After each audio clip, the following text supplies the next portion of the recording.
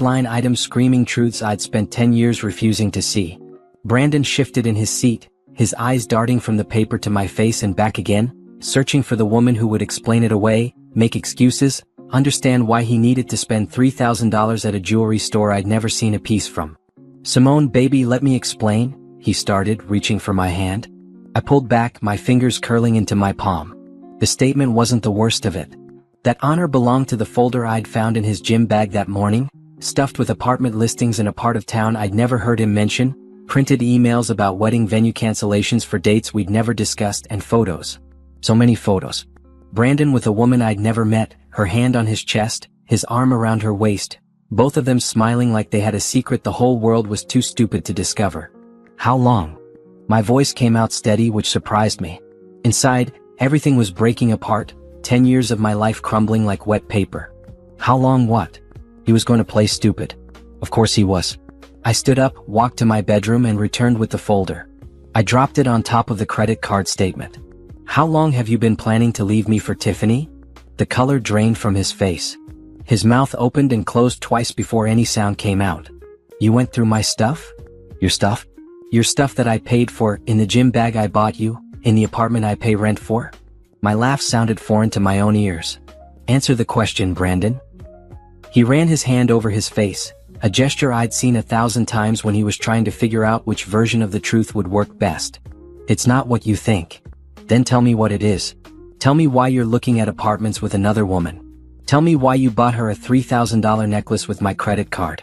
Tell me why you canceled venue visits for our wedding while telling me you were too busy with work to plan anything." "I was going to tell you." His voice dropped to that soft, pleading tone he used when he wanted something. "After the wedding." The words didn't make sense at first. I sat down slowly, trying to process what he just said. "After our wedding? You were planning to marry me and then leave me?" "The insurance, Simone. Your health insurance at the hospital is incredible. If we got married, I'd be covered for a year even after the divorce. And the tax benefits we could file jointly for this year, get that return, and then split it after." I stared at him. This man I'd supported through community college.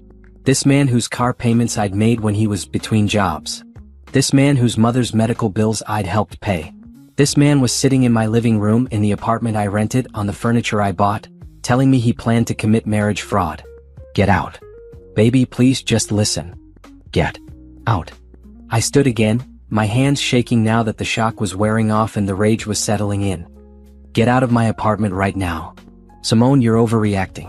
We can talk about this like adults." "Adults? You want to talk about being adults?" I walked to the kitchen and grabbed the stack of bills from the counter. I'd been organizing them that morning, trying to figure out why my savings account was so much lower than it should be. Now I knew. Let's talk about the adult who's been paying your car insurance for 3 years. The adult who paid off your credit card debt twice. The adult who gave you a supplementary credit card that you've been using to wine and dine another woman. I threw the bills at him. They scattered across the coffee table and floor, a paper trail of my own stupidity. "I never asked you to do any of that," he said, but his voice was weak. "You're right. You never asked. You just took. You just smiled and kissed me and told me you loved me and told me we'd get married soon, real soon, just as soon as you got the promotion, just as soon as you saved a little more, just as soon as the timing was right. 10 years of soon, Brandon. I do love you." "No." I shook my head. "You love my paycheck. You love my benefits. You love having a place to stay and someone to take care of you. But you don't love me. If you loved me, you wouldn't have spent the last however many months planning to use me one last time before moving on to whatever Tiffany can give you. She doesn't mean anything. I don't care." And I realized, saying it out loud, that it was true. I didn't care about Tiffany. I didn't care about what she had that I didn't. I didn't care about their relationship. I only cared about the years I'd wasted, the money I'd spent, the dreams I'd put on hold because Brandon always needed something. "I need some time to find a place," he said, switching tactics. "You can't just throw me out on the street. Watch me." I grabbed my phone from my pocket. "You have 2 hours to pack your things and leave. Whatever you don't take, I'm donating. The locks get changed tomorrow." "Simone, be reasonable." "I'm being very reasonable. I could call the police right now and have you removed for using my credit card without permission. I could file a report about your fraud scheme. But I'm giving you 2 hours to leave quietly." He stood up, his face shifting from pleading to angry. "You think you're better than me? You think you're so perfect? I stayed with you out of kindness. Do Do you know how many men would put up with a woman who works all the time, who's always tired, who never wants to do anything fun? There it was. The real Brandon, the one who'd been hiding behind the sweet words and empty promises.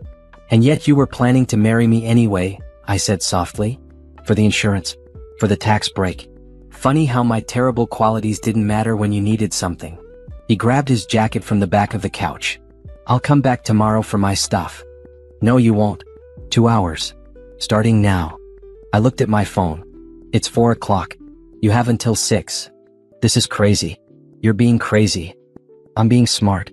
For the first time in 10 years, I'm being smart. I walked to the door and opened it. The clock's ticking. He stared at me for a long moment, probably waiting for me to break down, to cry, to beg him to stay and work it out. When I just stood there holding the door, he finally moved. He walked past me without another word, pulling out his phone as he headed down the hallway. I closed the door and locked it. Then I slid down to the floor, my back against the wood, and let myself feel everything. Not sadness, not yet. That would come later. Right now, I felt angry. Furious. 10 years. I'd given this man 10 years of my life, and he'd been planning to scam me out of one more. My phone buzzed. A text from Brandon. You'll regret this.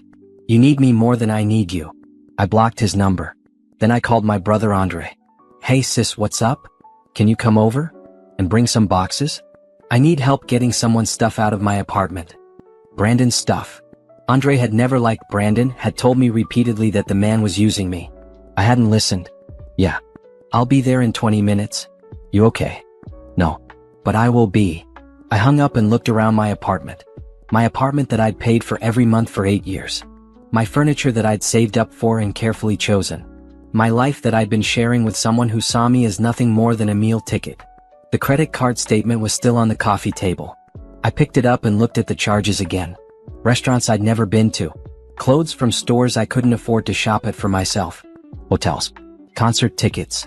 All the things Brandon had been doing with Tiffany while telling me he was too broke to take me out for my birthday. My phone buzzed again. A different number this time. This is Tiffany. We need to talk about Brandon. I stared at the message. Part of me wanted to know what she had to say, wanted to understand what kind of woman helps a man betray someone else. But I knew that conversation would lead nowhere good. I'd end up angry or hurt or somehow feeling guilty for ruining their plans. I deleted the message and blocked that number too. Andre arrived with boxes and our cousin Jerome, both of them looking ready for a fight. When I explained what happened, showed them the evidence, they got to work without questions. Brandon's clothes went into boxes. His shoes, his toiletries, his gaming system, his collection of watches I'd bought him for various anniversaries. All of it packed up and stacked by the door. Brandon showed up at 5:45, 15 minutes before his deadline. He had Tiffany with him. She was shorter than me, Kavya, with hair that had definitely cost money to maintain. She wore a tight red dress and heels that made her tower over her natural height. She looked me up and down with obvious disdain. You must be Simone, she said, like my name tasted bad in her mouth. And you must be leaving, I replied. Brandon, your stuff is by the door. Take it and go. We need to discuss the financial situation, Brandon said, trying to sound official and grown up. I'm entitled to compensation for the years I spent building a life with you. Andre laughed out loud. Compensation? For what, spending her money? I contributed to this relationship, Brandon said, his jaw tight. Name one thing you paid for, Jerome challenged. One bill. One piece of furniture. One grocery run. Brandon's face went red. It's not about money. I gave her emotional support, companionship. While planning to leave her for insurance benefits, I finished. Take your stuff and go, Brandon. If you're not out of this building in 10 minutes, I'm calling the police. You're going to regret this, Tiffany said, stepping forward. Brandon is a good man. You obviously didn't appreciate him. Then you should be happy to have him, I said. And his debt. And his mother's medical bills. And his car payments. I hope you make good money, Tiffany, because Brandon is expensive. Her face changed. Just a flicker, but I caught it. She didn't know about all of that. Brandon hadn't told her how much it cost to keep him afloat. Get your boxes and get out, Andre said, his voice low and dangerous. Now. Brandon grabbed 2 boxes. Tiffany stood there, looking between us, her confidence wavering. Finally, she grabbed a box too, stumbling a little in her heels. It took them 3 trips to get everything out. On the last trip, Brandon paused at the door. I really did love you, Simone. No, I said quietly. You really didn't. But that's okay. I'm going to love myself enough for both of us now. He left.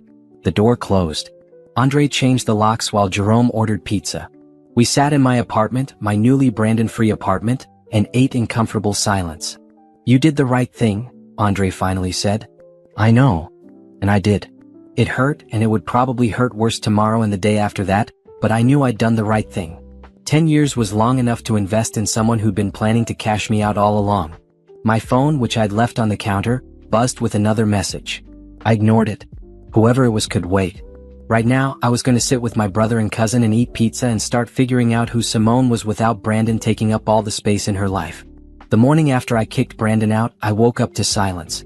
Not the comfortable silence of a peaceful home, but the hollow quiet that comes when you realize something you'd built your whole routine around is suddenly gone. No sounds of Brandon in the shower. No smell of the coffee he'd make while using the last of the milk and forgetting to add it to the grocery list. No notifications on my phone asking me to pick something up on my way home from work. Just silence. I lay in bed, staring at the ceiling, and let myself remember. Not the good times, because thinking about those would make me doubt myself. I needed to remember the truth. The real story of the last 10 years. We'd met at a community center where I volunteered on weekends. I was 25, working as a nursing assistant at the hospital, taking night classes to become a registered nurse. Brandon was 27, charming and funny, with big dreams about starting his own business. He talked about his plans with such confidence that I believed every word. Our first date was at a diner. I paid. He'd forgotten his wallet in his other pants. I didn't mind. I made good money for my age, lived with roommates to save on rent, and wasn't bothered by covering a $20 meal. The second date I paid again. And the third. By the fourth, I started to notice a pattern, but Brandon always had an explanation. He was between jobs. His last paycheck had gone to help his mother. His car needed repairs. There was always something, and I always understood because that's what people who care about each other do. They help. 6 months in, he moved into my apartment. My roommate had just moved out to live with her boyfriend, and Brandon's lease was ending. It made sense. We were serious about each other. Why waste money on two places when we could save by sharing one?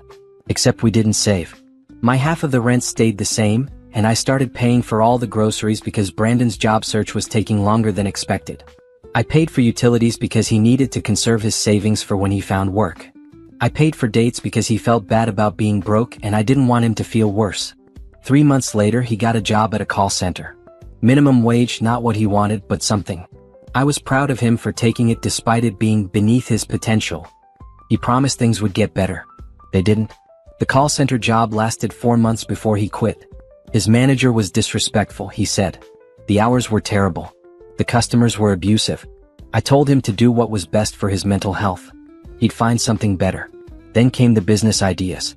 First, it was a clothing line. He needed startup money for inventory. I gave him $2,000 from my savings. The clothes sat in our closet for months before he admitted the market was too saturated. Then it was a food truck. He needed money for a down payment on the truck. I gave him $3,000. The truck deal fell through, and he spent the money on a course about business management instead. That course led to another business idea that needed another investment. I kept giving because I believed in him. Because I loved him. Because he promised that once his business took off, he'd pay me back double and take care of me the way I'd been taking care of him. Meanwhile, I was working double shifts at the hospital, going to nursing school, and handling every single expense in our life together. His car insurance. His phone bill. His mother's medications when she couldn't afford them. His credit card debt from before we met. I paid it all and told myself it was temporary. Year 3, I became a registered nurse. My salary nearly doubled. Brandon was so proud of me. He took me out to dinner to celebrate. I paid, of course, but he'd made the reservation, and that counted for something, right? With my new salary, I moved us into a nicer apartment. 1 bedroom instead of a studio. A building with a gym and a parking spot. Brandon loved it. He started working out every day, taking full advantage of the gym I was paying membership fees for. Year 4, I brought up marriage. We'd been together long enough. We loved each other. Why not make it official? Brandon agreed but said we should wait. He wanted to be in a better financial position. He didn't want me to have to pay for our wedding. It was sweet, considerate even. I told him I didn't mind waiting. Year 5, his mother got sick. Really sick. The medical bills were crushing her. Brandon was her only child. How could we not help? I gave him $5,000 to cover her treatment. Then another $3,000 for follow-up care. Then monthly contributions to her medication costs. His mother was kind to me, always thanking me, always telling Brandon how lucky he was. I didn't mind helping her. Year 6 I paid off his car. The payments were killing him, he said, and he needed reliable transportation to look for better jobs. $10,000 cleared in one payment. He cried and told me I was the best thing that ever happened to him. Year 7 I brought up marriage again. He said soon. Real soon. He just wanted to get his life together first. Wanted to be able to contribute equally. I respected that. I could wait a little longer. Year 8 a new business idea.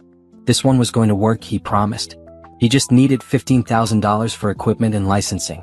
I gave him $12,000, all I had left in my savings after helping with his mother and the car and the daily expenses of supporting both of us. The business lasted 6 months before he shut it down. Wrong timing, he said. The market wasn't ready. Year 9 I got a promotion at the hospital. Nurse supervisor. Better pay, better hours, better benefits. Brandon suggested we upgrade our apartment again. Move into a building with better amenities. I wasn't sure we could afford it, but he insisted we deserved it. We moved into the place where I still lived, the place I'd kicked him out of yesterday. Higher rent, higher utilities, but Brandon seemed happier. Year 10 started with me bringing up marriage again. 10 years was long enough, wasn't it? He agreed. He got down on one knee with a ring I later learned he'd bought with my credit card. I said yes because I loved him and because I'd invested 10 years of my life in this man. We set a date. Started planning. He suggested I handle most of it since I was so good at organizing things. I didn't mind. I'd been handling everything else. Lying in my bed now, thinking about all of it, I felt stupid. How had I not seen it? How had I convinced myself that a man who contributed nothing, who paid for nothing, who built nothing, was somehow my partner? My phone rang. Nicole, my best friend from nursing school. I texted her last night, a simple message, kicked Brandon out. Long story. Call me tomorrow. Tell me everything, she said when I answered. I did. The credit card statement. The folder. Tiffany. The plan to marry me for benefits and then divorce me. All of it spilled out in a rush of words that left me breathless. That sorry piece of... Nicole stopped herself. Simone, I'm so sorry. But also I'm not. You know I never liked him. I know. You're too good for him. You always were. Then why did I stay? The question I'd been avoiding asking myself. Because you're loyal. Because you're kind. Because you believe in people. None of that is wrong. What's wrong is him taking advantage of it for 10 years. I gave him so much money, Nicole. So much. I could have bought a house by now. I could have traveled. I could have. Don't do that to yourself. You made choices with the information you had. You trusted someone you loved. That's not wrong. He's the one who did wrong. I know. But knowing it and feeling it are different things. Give yourself time. You just found out yesterday. You're allowed to feel however you feel. We talked for another hour. She offered to come over, but I told her I needed time alone to think. After we hung up, I got up and made myself breakfast. Eggs and toast, nothing fancy. As I ate, I started making a list of all the things I'd paid for over the years. Everything I could remember. The list filled 3 pages. Rent and utilities for 10 years, minus the few months Brandon worked at the call center and contributed $200 monthly. Car insurance, phone bills, groceries, dates, gifts, medical expenses for him and his mother, business investments, credit card debt payments, clothes, shoes, gym memberships, subscriptions to streaming services he wanted, furniture, appliances, and dozens of smaller things I couldn't quite categorize. I added it all up. The number made me sick. Over $100,000. Maybe more if I counted the things I'd forgotten or the increased costs of bigger apartments and nicer things he'd wanted. $100,000 spent on a man who'd been planning to use me one last time before leaving. I thought about Tiffany. She'd looked so confident last night, so sure of herself. Did she know what she was getting? Did Brandon tell her about his mother's medical bills, his non-existent savings, his string of failed business attempts? Or had he sold her the same dream he'd sold me, just with a different timeline? My phone buzzed. A message from an unknown number. This is Brandon's mom. I heard what happened. Can we talk? I stared at the message. Brandon's mother had always been kind to me. She'd thanked me for helping with her medical bills, had told me repeatedly that I was the daughter she'd never had. But she'd also raised Brandon. She taught him whatever values made him think using people was acceptable. I didn't respond. Maybe that was cold, but I didn't have the energy to manage anyone else's feelings about my decision. Instead, I opened my laptop and started going through my finances properly. Bank statements, credit card bills, investment accounts, everything. I needed to see exactly where I stood now that I was supporting only myself. The picture was better than I'd feared but worse than it should have been. My checking account was healthy thanks to my recent promotion. My savings account was nearly empty. My retirement account was okay but not where it should be for someone my age with my salary. I had no debt, which was good, but I also had no assets beyond my car and the furniture in my apartment. At 35 years old, I was starting over financially. 10 years of wealth building gone. Spent on a man who'd given me nothing in return except broken promises and a fake future. But I had my job. I had my health. I had my independence. And I had a clear view of reality now, which was worth more than any amount of money I'd wasted. I spent the rest of the day cleaning the apartment. Deep cleaning. Scrubbing every surface that Brandon had touched, washing every dish he'd eaten from, vacuuming every corner where his presence had left marks. With each swipe of the cloth, each spray of cleaner, I felt a little lighter. A little freer. By evening, my apartment looked different. Better. It was mine again, fully mine, no longer a space I was sharing with someone who didn't appreciate it. Andre called to check on me. How you holding up? Better than I expected. Worse than I hoped. That's fair. You need anything? Not right now. But thank you for yesterday. For coming over and helping. That's what brothers are for. And Simone? I'm proud of you. I know it hurts now, but you did the right thing. I know. I just wish I'd done it sooner. You did it when you were ready. That's what matters. After we hung up, I made myself dinner. A nice dinner, not the quick meals I usually threw together after long shifts. I set the table properly, used the good dishes I'd been saving for special occasions, poured myself a glass of wine. I ate slowly, tasting each bite, enjoying the quiet. This was my life now. Just mine. No one to support but myself. No one to make excuses for. No one to believe in despite all evidence suggesting I shouldn't. It felt strange. After 10 years of organizing my life around Brandon's needs and wants and dreams, I didn't quite know what to do with all this freedom. But I'd figure it out. I had time now. Time and money and energy that I could spend on myself. My phone buzzed again. Another unknown number. Another message, you're making a mistake. Brandon loves you. Give him another chance. I blocked the number. How many people had Brandon enlisted in his campaign to get back into my good graces? How many friends and family members were going to reach out, trying to guilt me into taking him back? It didn't matter. I'd made my decision. The locks were changed. My credit cards were canceled and reissued. Brandon's name was off every account. He was out of my life and he was staying out. I went to bed early that night, exhausted from emotions more than physical activity. As I lay in the dark, I thought about the future. Not the future I'd been planning with Brandon, the wedding and the house and the kids and the life we talked about so many times. That future was gone, had never been real anyway. I thought about my actual future. The one where I saved money for myself. Where I made decisions based on what I wanted, not what someone else needed. Where I built something real and solid and mine. It scared me. 10 years was a long time to be with someone. I didn't know how to be single. Didn't know how to date or meet people or trust my judgment after getting it so wrong with Brandon. But I'd learn. I'd take my time and figure it out. For now, I just needed to heal. To let go of the anger and disappointment and regret. To forgive myself for being trusting and generous and loving. To accept that none of those qualities were weaknesses, even though someone had weaponized them against me. Tomorrow, I'd wake up and go to work and start building my life again. But tonight, I'd let myself feel everything. The sadness and the relief and the anger and the hope. All of it was valid. All of it was part of moving forward. I closed my eyes and fell asleep in my quiet apartment. Alone but not lonely, hurt but not broken, ready to begin again. Monday morning arrived with the kind of clarity that only comes after burning down your old life. I woke up at 5 a.m., my usual time, but instead of the rushed routine I'd perfected over the years to make sure Brandon had everything he needed before I left for my shift, I took my time. Long shower. Careful makeup. A bright blue dress I'd bought months ago but never worn because Brandon said it made me look like I was trying too hard. I looked good. Better than I'd looked in months. I snapped a photo of myself in the mirror and sent it to Nicole with the caption, "First day of the rest of my life." She responded immediately, "Gorgeous. Brandon is an idiot. Go show the hospital what they've got." At work, I dove into my tasks with renewed focus. Patient rounds, medication management, staff coordination, the endless paperwork that came with being a supervisor. I'd always been good at my job, but over the last few years I'd started just getting by. Too tired from managing Brandon's chaos to give my full attention to my career. Today I felt the difference. Sure. Present. Capable.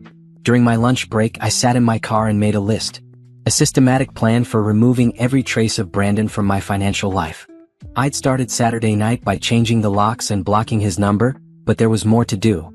First call, my credit card company. I need to report unauthorized use and remove an authorized user from my account. The representative was kind and efficient. I'm sorry to hear you've experienced this. Let me help you secure your account. Within 20 minutes, Brandon's access to my credit card was terminated. The card I'd given him 3 years ago, the one he'd used to buy jewelry for another woman, was now worthless plastic in his wallet. I requested a new card number for myself and set up fraud alerts. Second call, my bank. Same process. Remove Brandon as an authorized user on my checking account. Set up new account numbers. Enable two-factor authentication on all my online access. The banker asked if I wanted to file a police report about the fraudulent charges. I said I'd think about it. Third call, my car insurance. Brandon had been on my policy for 5 years because it was cheaper than him getting his own. Not anymore. I removed him and my monthly premium dropped by $60. $60 I'd been paying every month for years to insure a car I didn't drive, for a person who'd been planning to betray me. Fourth call, phone company. Brandon was on my family plan. I removed his line. Another $40 back in my pocket monthly. Fifth call, streaming services. I changed all the passwords. Brandon loved his shows. He could pay for his own subscriptions now. By the time my lunch break ended, I'd cut off every financial tie I could think of. My monthly expenses had dropped by over $300. $300 that had been going to support a grown man who refused to support himself. The rest of my shift passed quickly. I was reviewing patient charts when my supervisor, Patricia, stopped by my desk. "Simone, you look different today." "Good different." I smiled. "Thanks. I made some changes in my personal life this weekend." "The good kind of changes?" "The overdue kind." She nodded knowingly. "Those are usually the best kind." "Listen, I wanted to talk to you about something. The hospital is opening a new cardiac unit next month. We need a strong nurse supervisor to help set it up. It's a promotion. Better pay, better hours, more responsibility. I think you'd be perfect for it." My heart jumped. "Really? Really? You've been doing excellent work and I've noticed you're even sharper lately. Whatever changes you make, keep making them. Think about the position. Let me know by Friday if you're interested." "I'm interested. Definitely interested." After Patricia left, I sat at my desk trying to process the moment. A promotion. More money. More responsibility. This was what happened when I stopped pouring all my energy into someone else and started investing in myself. I finished my shift at 7 p.m. and drove home through the evening traffic, my mind already planning how I'd spend the extra money from the promotion. Savings. Retirement account. Maybe a vacation. A real vacation, not the staycations Brandon and I had taken because he never had money for a trip. When I pulled into my parking spot, I saw him. Brandon, leaning against the building near the entrance, his hands in his pockets, trying to look casual. My stomach tightened. I considered staying in my car, calling someone, but I refused to be afraid in my own home. I grabbed my bag and walked toward the entrance, not looking at him. "Simone, please, we need to talk." He fell into step beside me. "We have nothing to talk about. You need to leave." "I just need 5 minutes. 5 minutes to explain." I stopped and turned to face him. "Explain what? Explain how you plan to commit marriage fraud? Explain how you spent 10 years using me? Explain why you thought I'd keep supporting you after you moved on to someone else? Which part needs explaining, Brandon? It wasn't like that. I made mistakes, but I love you. I always loved you. You loved my money. And now you don't have access to it anymore, so there's nothing left for us to discuss." His expression shifted from pleading to angry. "You canceled my credit card. You kicked me off your insurance. You shut off my phone line. How am I supposed to live? The same way every other adult lives. Get a job. Pay your bills. Figure it out. After everything I gave you? After 10 years together?" I laughed. I couldn't help it. "What did you give me, Brandon? Name one thing. One single thing you contributed to our relationship besides stress and debt." "I gave you companionship. I was there for you emotionally. You were planning to leave me for insurance benefits. That's not companionship. That's fraud. I changed my mind. The wedding is back on. We can make this work." "The wedding was never on. You were never planning to actually marry me. You were planning to use me one more time and then leave. I saw the emails, Brandon. The cancellations. The apartment listings. I know everything. He grabbed my arm. Not hard, but enough to make me stop. You're not thinking clearly. You're emotional. Let's go inside and talk this through like rational people. I pulled my arm away. Don't touch me. Don't come to my apartment. Don't wait for me outside my building. If you do any of this again, I'm filing a restraining order. You don't mean that. Try me. I walked past him into the building. He called after me, but I didn't turn around. In the elevator, my hands shook. Not from fear, but from anger. The audacity of that man showing up at my home, demanding access to my time and space and resources after everything he'd done. In my apartment, I locked the door and leaned against it, breathing deeply. My phone buzzed. A text from an unknown number. I can't believe you're being this cruel. After everything we've been through. You've changed. I blocked the number. Then I called Andre. He showed up at my apartment, I said when he answered. Want me to come over? No. I handled it. But I might need your help with something else. Name it. I want to document everything. Every interaction, every message, every time he shows up. I want a paper trail in case I need a restraining order. Smart. I'll help you set up a file. Screenshots, written records, dates and times. We'll make it airtight. We spent an hour on the phone organizing my documentation. The original credit card statement. The folder from his gym bag. Screenshots of text messages before I'd blocked him. Today's encounter outside my building. Everything cataloged and saved in multiple locations. You're doing the right thing, Andre said. Protecting yourself legally is important. I know. I just hate that it's necessary. 10 years and it ends with me preparing for a restraining order. It ends with you protecting yourself from someone who would have kept using you. That's not a bad ending, sis. That's you being strong. After we hung up, I made dinner and tried to relax, but my mind kept circling back to Brandon's words. After everything I gave you. The delusion was almost impressive. He genuinely believed he'd contributed something valuable to our relationship. He'd rewritten our entire history in his head to make himself the victim. My phone rang. A known number. I answered, ready to tell Brandon off one more time. Simone? It's Tiffany. We need to talk. I almost hung up. Almost.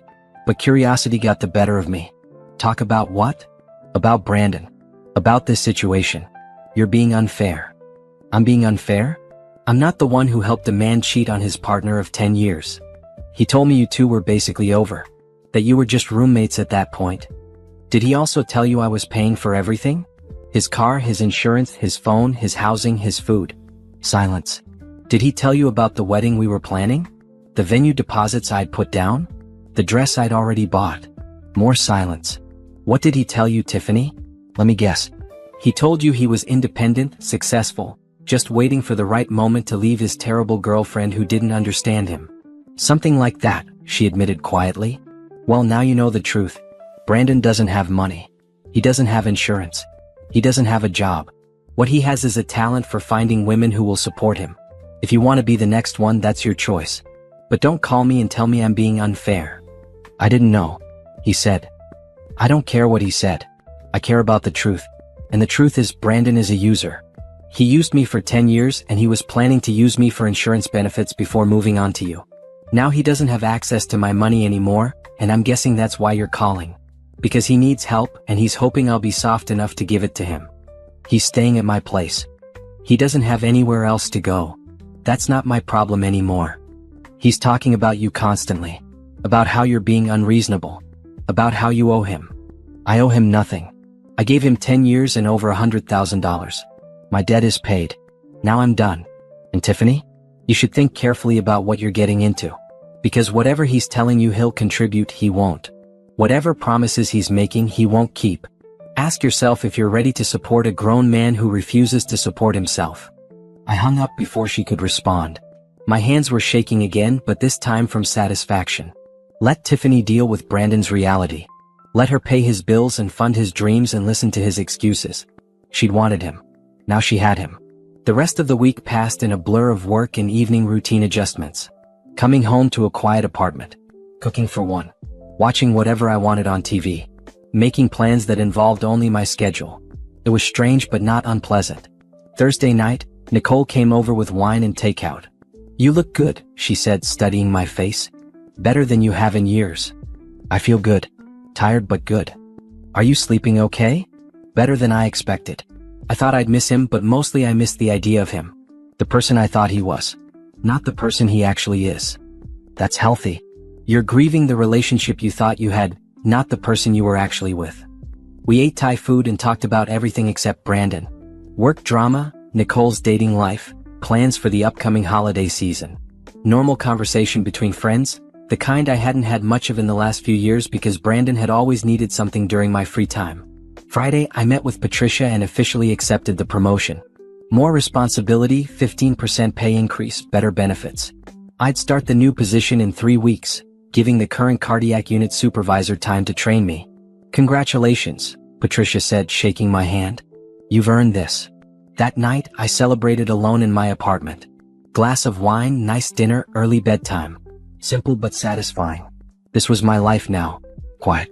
Independent. What? Saturday morning, I woke up to banging on my door. Loud, persistent, angry banging. Simone, open up. We need to talk. Open this door right now. Brandon's voice, but different. Desperate. Furious. I grabbed my phone and called building security. There's someone banging on my door and harassing me. Can you send someone up? 3 minutes later, security escorted Brandon out of the building while he shouted about how I'd ruined his life, destroyed his relationship with Tiffany, left him with nothing. I watched from my window as they walked him to the street. He looked rough. Unshaven, wrinkled clothes, wild eyes. This was what happened when the money ran out. When the easy life ended. When he had to face reality. I felt nothing. No satisfaction, no guilt, no sadness. Just nothing. He'd made his choices. Now he was living with the consequences. I spent the rest of the weekend reorganizing my apartment, donating the last items Brandon had left behind, reclaiming my space completely. By Sunday evening, there was no trace of him left. No clothes in the closet. No toiletries in the bathroom. No gaming system by the TV. Nothing. My apartment. My life. My future. And for the first time in 10 years, that future looked bright. The restraining order paperwork sat on my kitchen table, half filled out. I downloaded the forms after Brandon's Saturday morning incident, but I hadn't submitted them yet. Part of me hoped he'd just give up and move on. The other part knew better. Tuesday evening, 2 weeks after I'd kicked him out, I came home from my shift to find Brandon sitting on the floor outside my apartment door. He looked worse than he had on Saturday. Thinner. His clothes hung loose on his frame. Dark circles under his eyes. Simone, please. I just need to talk to you. I pulled out my phone. I'm calling security. Wait, please. 5 minutes. That's all I'm asking. Against my better judgment, I paused. You have 3 minutes. Out here. My door stays closed. He stood up, swaying slightly. I messed up. I know I did. I'm sorry. I'm so sorry. Okay, you're sorry. Now leave. I need help. I lost my place at Tiffany's. She kicked me out when she realized I couldn't pay rent. I've been staying with friends, but they're getting tired of me. I don't have anywhere to go. That's not my problem. I'm not asking to move back in. I just need some money. Enough to get a room somewhere. Enough to get back on my feet. Once I find a job, I'll pay you back. I stared at him. The audacity was almost admirable. You want me to give you money? After you planned to commit marriage fraud against me? I changed my mind about that. I couldn't go through with it. That's why I canceled the venue visits. I realized I couldn't do that to you. You canceled them because you were planning to move in with Tiffany. I saw the apartment listings, Brandon. I know the truth. I was confused. I made mistakes. But I never stopped loving you. 3 minutes are up. Leave now, or I'm calling security and filing the restraining order I've been holding off on. His face changed. The pleading expression dropped, replaced by something harder. You're really going to do this? After 10 years? After everything we built together? We didn't build anything together. I built a life and you lived in it rent-free. I gave you my time. My companionship. That's worth something. Not $100,000, it's not. He stepped closer. I stepped back, my hand on the doorknob. Don't come any closer. You can't just throw away 10 years. I'm not throwing it away. You did that when you planned to use me for benefits and then leave. Now go, or I'm making that call. He stared at me for a long moment, then turned and walked down the hallway. I watched until he got on the elevator, then I went inside and locked my door. My hands shook as I picked up the restraining order paperwork. I filled out the rest of the form, documenting every incident. Saturday's door banging. Tonight's hallway ambush. The harassing texts from unknown numbers. All of it. Wednesday morning, I filed the paperwork at the courthouse before my shift. The clerk was kind and efficient. The judge will review this and decide whether to issue a temporary order. You should hear something within a few days. Thank you. At work, I threw myself into preparation for my new position. The current cardiac supervisor, Glenn, was walking me through the unit's protocols and procedures. I took detailed notes, asked questions, absorbed everything. This promotion was going to change my life, give me financial security I'd never had while supporting Brandon. During lunch, Nicole met me in the cafeteria. How are you doing? Better. I filed for a restraining order this morning. You need protection from him. He showed up at my apartment again last night, begging for money. Of course he did. What did you say? No. Obviously. And he accepted that? Not really. But he left when I threatened to call security. Nicole shook her head. This guy doesn't quit. He will once the restraining order goes through. He'll have to. Thursday afternoon, I got a call from an unknown number. I almost didn't answer, but something made me pick up. Hello? Simone? This is Brandon's mother, Helen. I closed my eyes. I'd been expecting this call. Hello, Helen. I heard about what happened between you and Brandon. I wanted to reach out, see if we could talk about it. There's nothing to talk about. Brandon and I are over. He told me you kicked him out with nowhere to go. That you cut off all his access to money and resources. That you're refusing to help him even though he's desperate. Did he tell you why I did those things? Silence. Did he tell you about Tiffany? About his plan to marry me for insurance benefits and then divorce me? About the 10 years I spent supporting him while he contributed nothing? Brandon said you misunderstood the situation. I have documentation, Helen. Credit card statements. Emails. Text messages. I didn't misunderstand anything. Brandon used me for 10 years, and when I found out he was planning to use me one more time, I cut him off. He's my son. He made mistakes, but he's a good person. He's a good person to you because I paid your medical bills. I paid for your medications. I gave Brandon money to help you. But that's over now. I'm not responsible for either of you anymore. He has nowhere to go, Simone. He's living on friends' couches. He can't afford food. Is that what you want? For him to suffer? I want him to take responsibility for his own life. He's 37 years old. It's time he learned to support himself. You're being cruel. I'm being smart. For the first time in 10 years, I'm protecting myself instead of protecting him. If that seems cruel to you, I'm sorry, but I'm not changing my mind. He loves you. He made mistakes, but he loves you. No, he doesn't. He loves what I provided. Money, stability, housing, insurance. Now that those things are gone, his love is gone too. That's not real love, Helen. That's convenience. Please just give him one more chance. Help him get back on his feet. Once he's stable, he'll pay you back. I gave him 10 years of chances. I'm done. I'm sorry, but I'm done. I hung up before she could respond. My chest felt tight. I liked Helen. She'd been kind to me, had treated me like family. But she'd raised Brandon to think using people was acceptable. She'd enabled his behavior for 37 years. I couldn't let her guilt me into enabling it anymore. Friday morning, I received notification that my request for a temporary restraining order had been approved. Brandon was not allowed to contact me directly or indirectly, come within 500 feet of my home or workplace, or make any attempts to communicate through third parties. Violation would result in arrest. I felt relief wash over me. Legal protection. Real consequences if he didn't leave me alone. That afternoon, Brandon's best friend Kevin showed up at the hospital. He waited in the lobby until my shift ended, then approached me as I was leaving. Simone, can we talk? No. The restraining order covers contact through third parties. If you're here on Brandon's behalf, you need to leave. I'm here as a friend. Your friend too. We've known each other for years. I stopped walking. What do you want, Kevin? Brandon is in bad shape. Really bad. He's not eating right. He's depressed. He needs help. Then he should see a therapist. He needs you. No, he needs money. And I'm not giving him any. If you're really his friend, you'll tell him to get a job and start supporting himself like an adult. He's trying. But he can't even afford to buy clothes for interviews. He can't afford to eat properly. He's desperate. That's what happens when you spend 10 years refusing to work and depending on someone else to fund your life. You're the one who enabled him. You let him get comfortable. Now you're pulling the rug out and expecting him to land on his feet.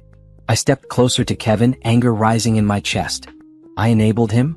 I worked double shifts while he sat at home. I paid every bill while he pursued pipe dreams. I built a life while he coasted through on my hard work. And the whole time he was planning to betray me. So don't you dare blame me for his situation. He made mistakes, but... No buts. He made choices. For 10 years he chose not to work. He chose not to contribute. He chose to let me carry the weight of our entire life together. Those were his choices. Now he gets to live with the consequences. He's talking about hurting himself. My blood ran cold. Is he actually in danger, or is he manipulating you the way he manipulated me for a decade? Kevin looked uncomfortable. I don't know. But what if he's serious? If you genuinely believe he's a danger to himself, call 911. Get him professional help. But don't come to me expecting me to rescue him again. I'm not responsible for his mental health. I'm not responsible for his housing. I'm not responsible for his life. He's a grown man. Let him act like one.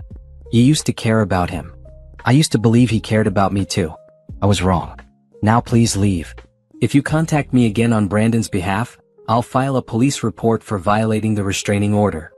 Kevin left, shaking his head like I was the unreasonable one. I sat in my car for 10 minutes trying to calm down.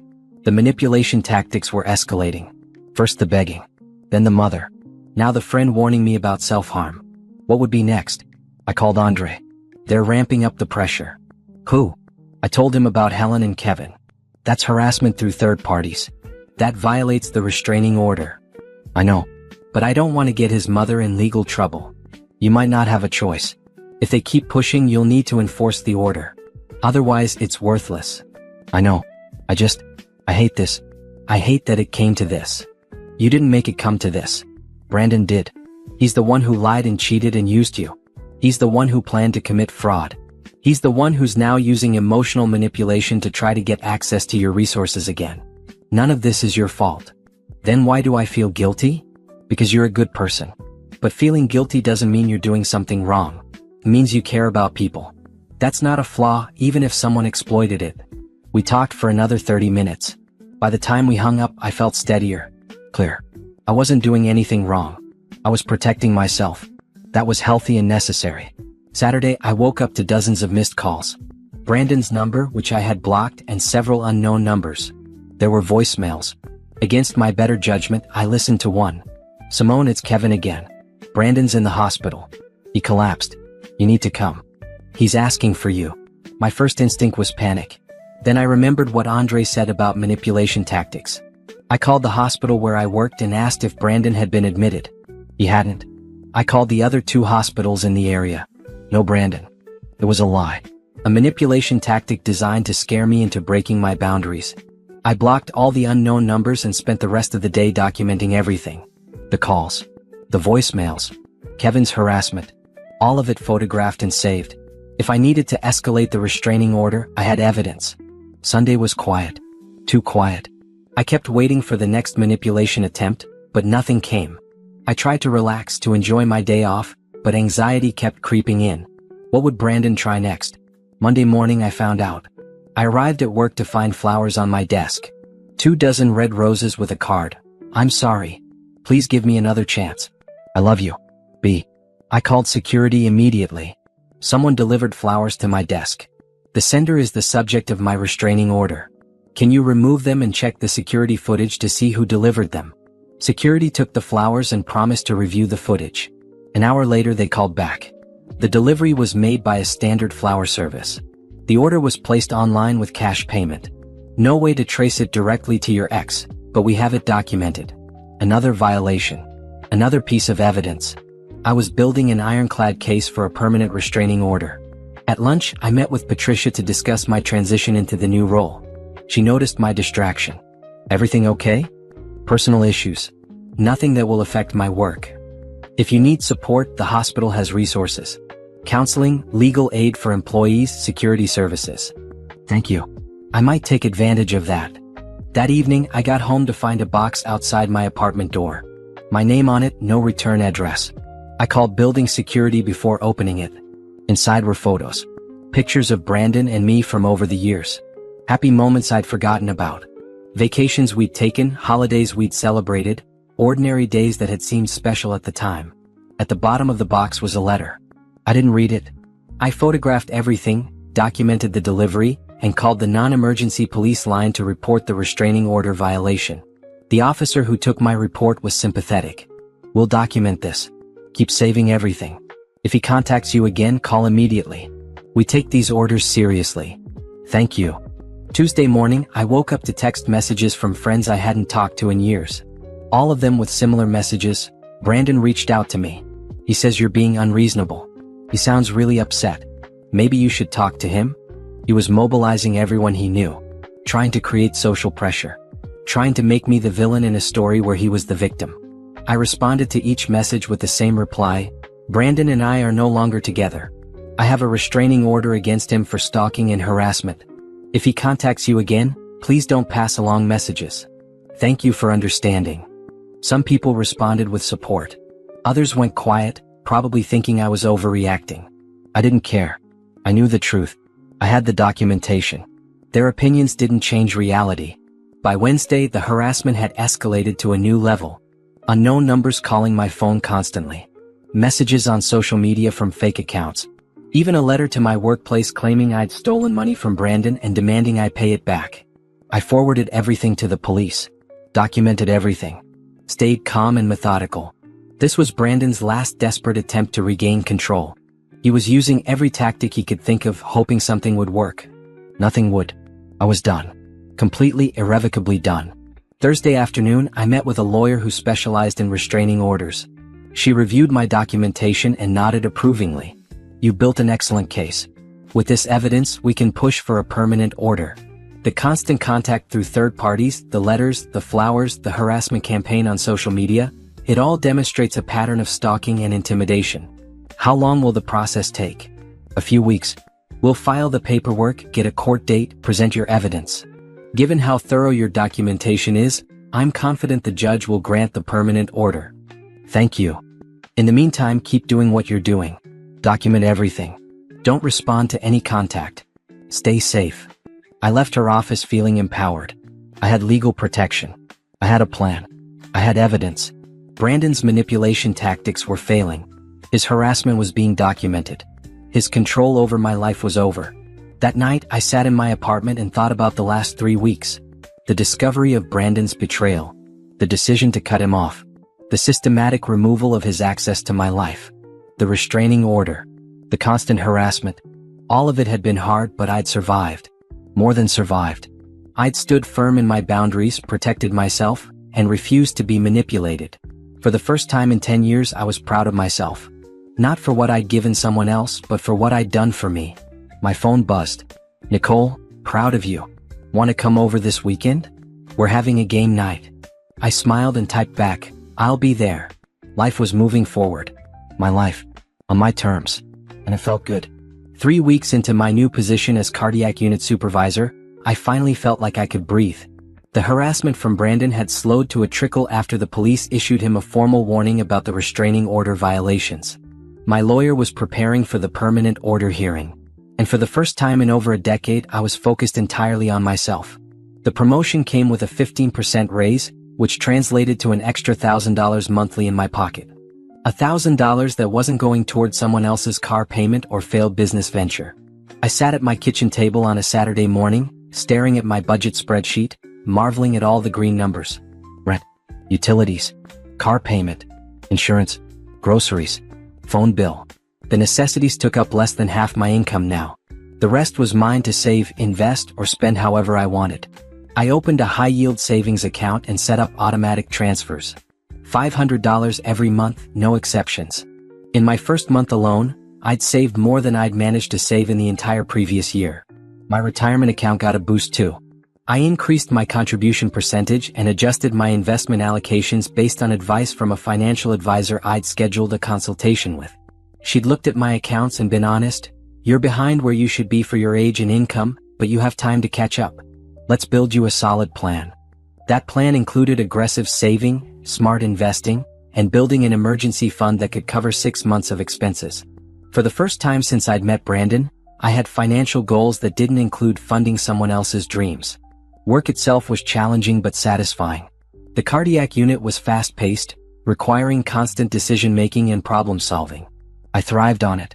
My team respected me, my patients were getting excellent care, and Patricia had already complimented my leadership style twice in my first month.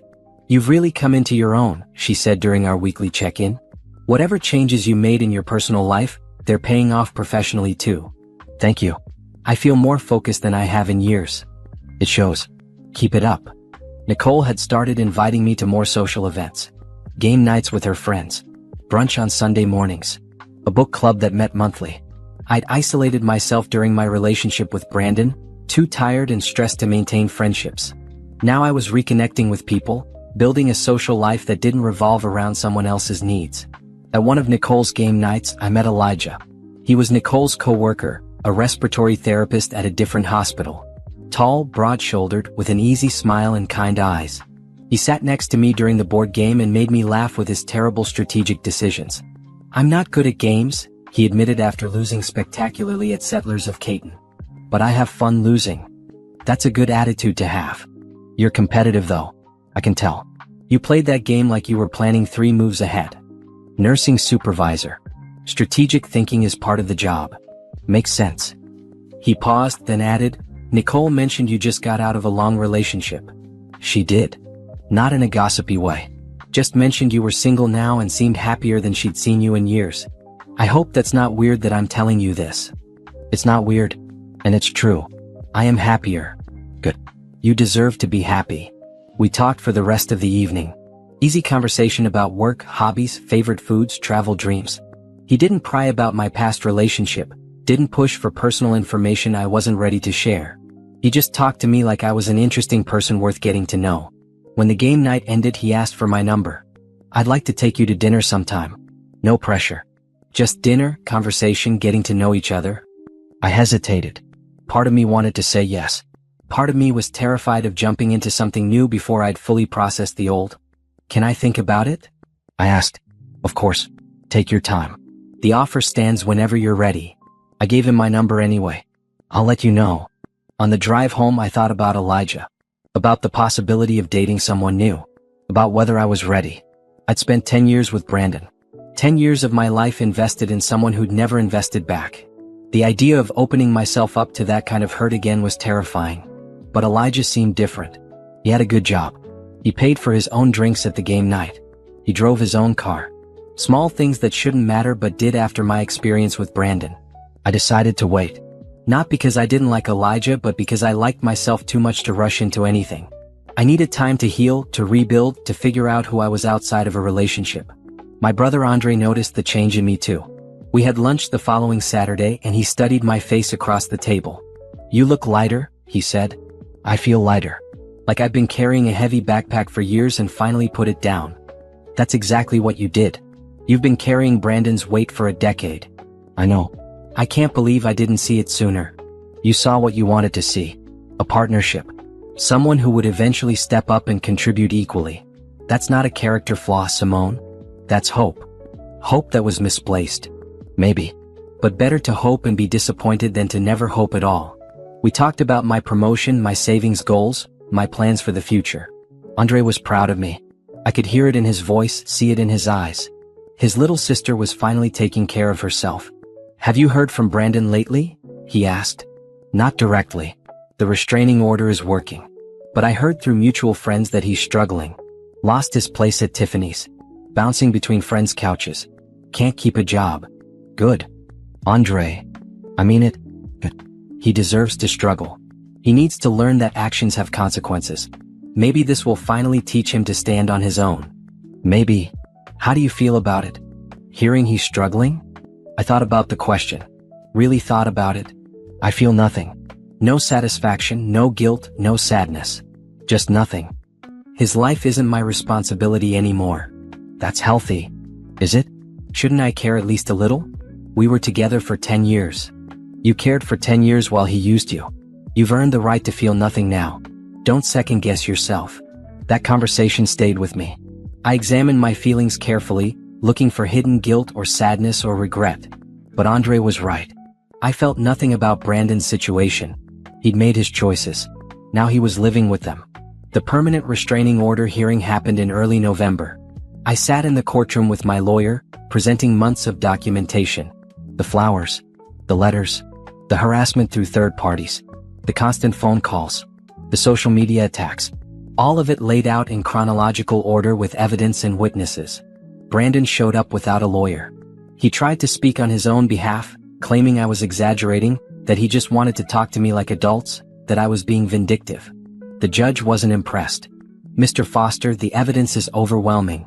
You've violated the temporary restraining order multiple times. You've harassed Ms. Reed through third parties. You've sent unwanted gifts and letters. Your behavior constitutes stalking. I'm granting the permanent restraining order. You are not to contact Ms. Reed in any way, directly or indirectly, for a period of 5 years. Any violation will result in immediate arrest. Do you understand? Brandon's face went pale. 5 years? That's excessive. It's appropriate given your behavior. Court is adjourned. I walked out of that courtroom feeling lighter than air. 5 years of legal protection. 5 years where Brandon couldn't contact me, couldn't show up at my home or workplace, couldn't send messages through friends or family. 5 years of peace. My lawyer shook my hand. Congratulations. You did everything right. The documentation, the consistency in enforcing boundaries, all of it contributed to this outcome. Thank you for your help. You did the hard part. I just made sure the law worked in your favor. That evening, I celebrated with Nicole and Andre. We went to a nice restaurant, ordered expensive wine, toasted to new beginnings. I felt free. Truly, completely free for the first time in a decade. What's next for you? Nicole asked. I don't know. Keep excelling at work. Keep saving money. Maybe travel. I've always wanted to see the world. You should. You've earned it. What about dating? Andre asked with a grin. Nicole told me about some guy named Elijah. I shot Nicole a look. She shrugged innocently. I might have mentioned it. I'm not ready yet. But maybe soon. He seems nice. Nice is good. Nice is what you deserve. Later that night, alone in my apartment, I looked around at my space. My furniture. My decorations. My life. Everything was mine now. No shared decisions. No compromises for someone who never compromised back. No walking on eggshells or managing someone else's moods or funding someone else's lifestyle. Just me. And it was enough. I pulled out my phone and looked at Elijah's last text. He'd been patient, checking in occasionally but never pressuring me. Hope you're doing well. No rush on that dinner. The offer stands whenever you're ready. I typed a response. I think I'm ready. How about next Saturday? His response came quickly. Saturday works great.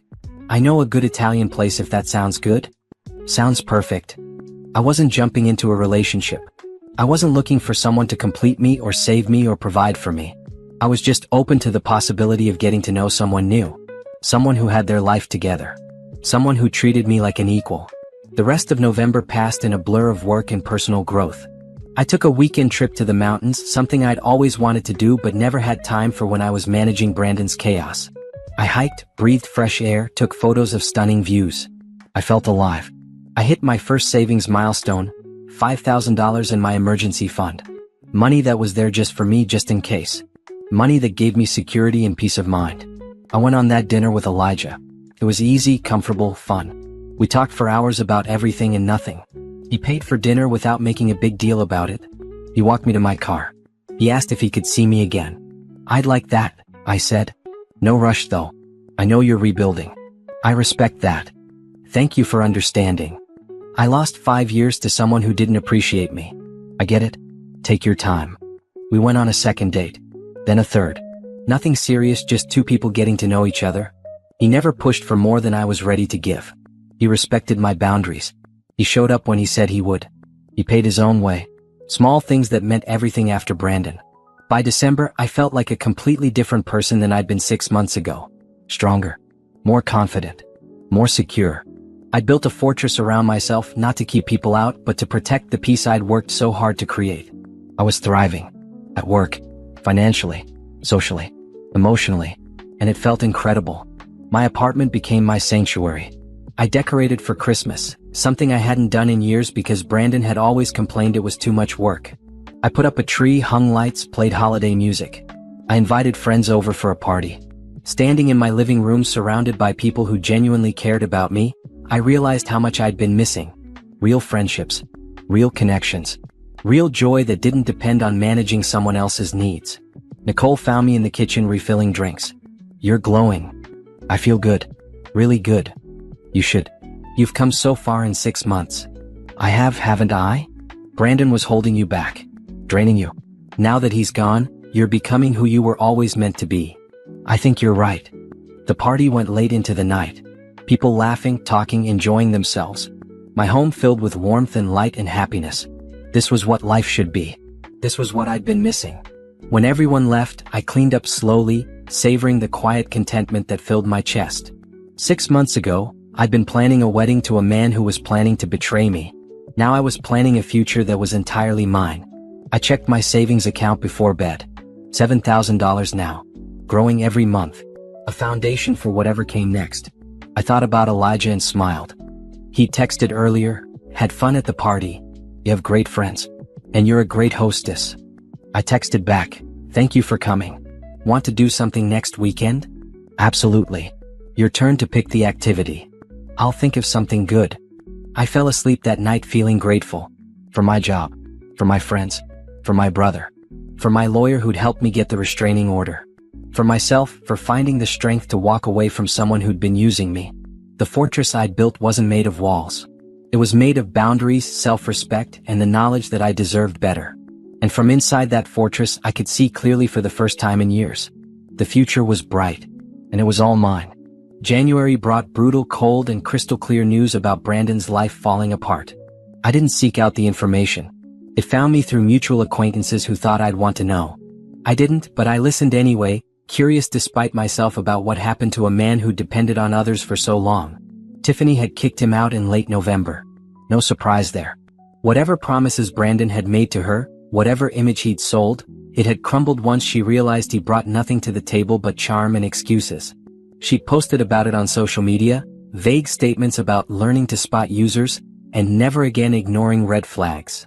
I'd heard through Nicole that she tried to reach out to me, wanting to compare notes about Brandon's lies, but I had no interest in that conversation. Kevin, Brandon's best friend who'd shown up at the hospital months ago, had finally stopped letting Brandon crash on his couch. Apparently, 2 months of having a jobless roommate who ate all the food, monopolized the TV, and contributed nothing but complaints was enough. Brandon's mother Helen had taken him in for a few weeks, but even that arrangement fell apart. I heard she'd given him an ultimatum: get a job or get out. He'd chosen to get out rather than swallow his pride and work retail or food service like millions of other people. Nicole came over on a Saturday afternoon in mid-January with coffee and gossip. I ran into Kevin yesterday. He asked about you. What did you tell him? That you're doing great. Which is true. What did he say about Brandon? You want to know? I thought about it. Maybe a little. He's living in his car. The old sedan you paid off for him. Parking in different places every night. Kevin sees him sometimes at the gym using the day pass to shower. I should have felt something. Satisfaction maybe, or vindication. Instead, I felt the same nothing I'd been feeling for months. Brandon's situation was the natural consequence of his choices. He'd had 10 years to build skills, establish a career, create financial stability. He'd chosen not to. Now he was experiencing what life looked like without someone else footing the bill. How does Kevin expect me to react to that? I asked. I think he's hoping you'll feel guilty enough to help. Not happening. I know. I told him as much. He said Brandon talks about you constantly. About how you were supposed to be together forever. How he doesn't understand what happened. He doesn't understand? I laughed without humor. He planned to commit marriage fraud and still doesn't understand why I ended things? The mental gymnastics are impressive. What about his job search? Is he actually trying? Kevin says he is, but Brandon won't take anything he considers beneath him. No retail, no food service, no entry-level positions. He's holding out for management or business owner roles. Of course he is. Can't damage that precious ego by starting at the bottom like everyone else. Kevin also mentioned Brandon's been trying to start new business ventures. Asking people to invest. Let me guess. No one's willing to give him money. Correct. Word got around about what happened with you. People know he's not a good investment. I sipped my coffee, processing the information. Brandon's entire world had collapsed because it had been built on a foundation of my money and support. Without that foundation, everything else crumbled. The friends who tolerated him because he was dating someone successful. the business connections he'd made through my network, the lifestyle he'd maintained with my credit card. All gone. Do you ever feel bad for him? Nicole asked carefully. No. Should I? I don't think so. But I wouldn't judge you if you did. I gave him a decade. I gave him more chances than anyone deserved. I warned him what would happen if he didn't start contributing. He chose to ignore all of it. His homelessness isn't my fault. It's his. You're right. Besides, he's not actually helpless. He could get a job tomorrow if he wanted. Any job. Fast food, retail, warehouse work, anything. He chooses not to because he thinks he's above it. That's pride, not poverty. Nicole nodded. I just wanted to check in. Make sure you're okay hearing about all this. I'm fine. Better than fine, actually. And I was. My savings account had hit $10,000. I'd received another small raise at work for excellent performance reviews. Elijah and I had been on 8 dates, taking things slow but steady. I'd booked a trip to Jamaica for March, a solo vacation I'd been dreaming about for years. My life was full and getting fuller. Brandon's life was empty and getting emptier. The contrast would have been poetic if it weren't so predictable. February brought Valentine's Day, my first in 11 years not spent with Brandon. Elijah had asked if I wanted to do something special, but I told him I preferred to keep things low-key. We had dinner at a quiet restaurant, nothing fancy. He gave me a single rose, a sweet gesture that didn't come with expectations. No pressure, he said when he handed it to me. Just wanted to acknowledge the day. Thank you. I got you something too. I handed him a small box containing a nice pen I'd noticed him admiring at a store we'd browsed together. You remembered. His smile was genuine. Thank you. You're welcome. Over dinner, he asked about my upcoming Jamaica trip. 2-week solo in paradise. That sounds incredible. I'm excited. I've never traveled alone before. You'll love it. There's something freeing about solo travel.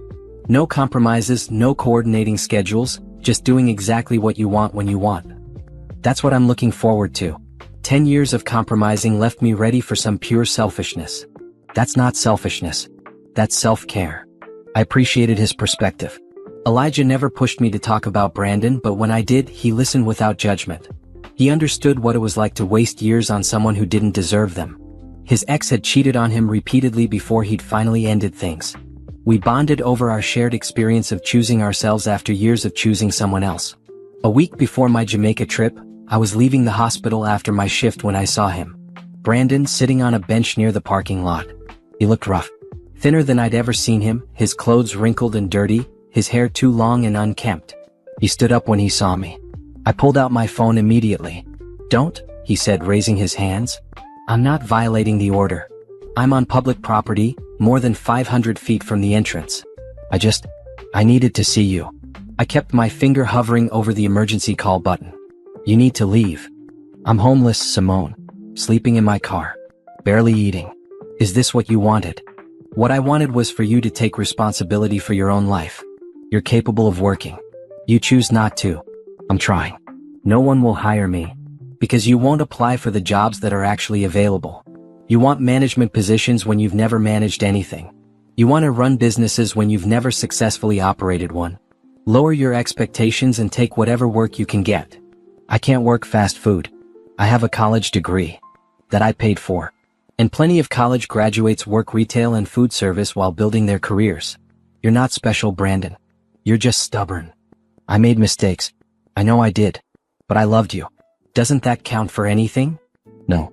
Love without respect, without contribution, without partnership, that's not real love. That's just words. So that's it? 10 years together and you feel nothing? I feel free. I feel like I can finally breathe. I feel grateful I discovered the truth before you actually married me and committed fraud. Those are the feelings I have. I need help, Simone. Please, just a little money. Enough to get me back on my feet. No. I'm desperate. Then get a job. Any job. There are help wanted signs all over this city. You could be employed tomorrow if you were willing to start somewhere. You know what you sound like? You sound cold. Art. This isn't who you are. This is exactly who I am. I'm someone who finally learned to protect herself instead of sacrificing herself for someone who gave nothing back. I walked to my car, my heart pounding. He didn't follow. I drove away, checking my rearview mirror to make sure he stayed where he was. He did, standing by that bench watching me leave. At home, I called my lawyer and reported the encounter. She made a note of it in case we needed to enforce the restraining order more strictly. Then I called Andre. "You okay?" he asked after I told him what happened. "Yeah. Shaken but okay." "What did he look like?" "Terrible. But that's not my problem." "No, it's not. You handled it right. Didn't engage, didn't give in, just left." He said I'm cold. Hard. "You're neither of those things. You're strong. There's a difference." "I know. But it's still." "Still what?" Still made me question myself for a second. Wonder if I should help. "That's your kindness talking. The same kindness he exploited for 10 years. Don't listen to it. Listen to your logic instead. What would happen if you gave him money? He'd spend it and come back for more." "Exactly. You'd be right back where you started, funding his life while he contributed nothing. You broke that cycle. Don't restart it." "You're right. Thank you." "Anytime, sis. Now stop thinking about him and start thinking about Jamaica. 3 days until you leave." The trip to Jamaica was everything I needed. Sun, sand, ocean, and solitude. I read books on the beach, tried new foods, went snorkeling, took a cooking class, explored local markets. I talked to other travelers, made temporary friends, spent evenings watching sunsets with a drink in my hand. No one needed anything from me. No one demanded my time or money or energy. I was just Simone, a woman on vacation, living in the moment. On my last night there, I sat on my hotel balcony overlooking the ocean and took stock of my life. 8 months since I'd kicked Brandon out. 8 months of reclaiming myself, building my independence, establishing boundaries, creating the life I wanted. I thought about Brandon sleeping in his car and felt that same nothing I'd been feeling. His situation wasn't my responsibility. I'd given him everything I had to give. What he chose to do with his life now was his concern, not mine. My phone buzzed. A text from Elijah. "Hope you're having an amazing time. Can't wait to hear all about it when you get back." I smiled and typed a response. "It's been incredible. See you soon." Flying home, I felt refreshed and energized. Ready to dive back into work, continue building my savings, keep exploring whatever was developing with Elijah. Ready to keep living my life without looking back. The fortress I'd built around myself was strong. Brandon's attempt to breach it with guilt and manipulation had failed. I was safe inside, protected not by walls but by self-respect and clear boundaries. And from inside that fortress, I could see clearly that walking away had been the best decision I'd ever made. March in Philadelphia meant unpredictable weather, but I barely noticed. I was too busy living a life I'd never imagined possible 8 months ago. Work was demanding but fulfilling. My savings account had crossed $15,000. Elijah and I had progressed from casual dating to something more intentional, though we were still taking things slowly. "I want to show you something," he said one Saturday afternoon as we drove through the city. "Where are we going?" "It's a surprise. A good one, I promise." He pulled up to a community center in a neighborhood I didn't know well. Inside, there was a photography exhibition featuring work by local artists. Elijah led me through the gallery, pointing out pieces he particularly liked, asking my opinions, sharing his interpretations. "I love photography," he explained. "It's my creative outlet when I'm not at the hospital." "You never mentioned that. I wanted to show you instead of tell you."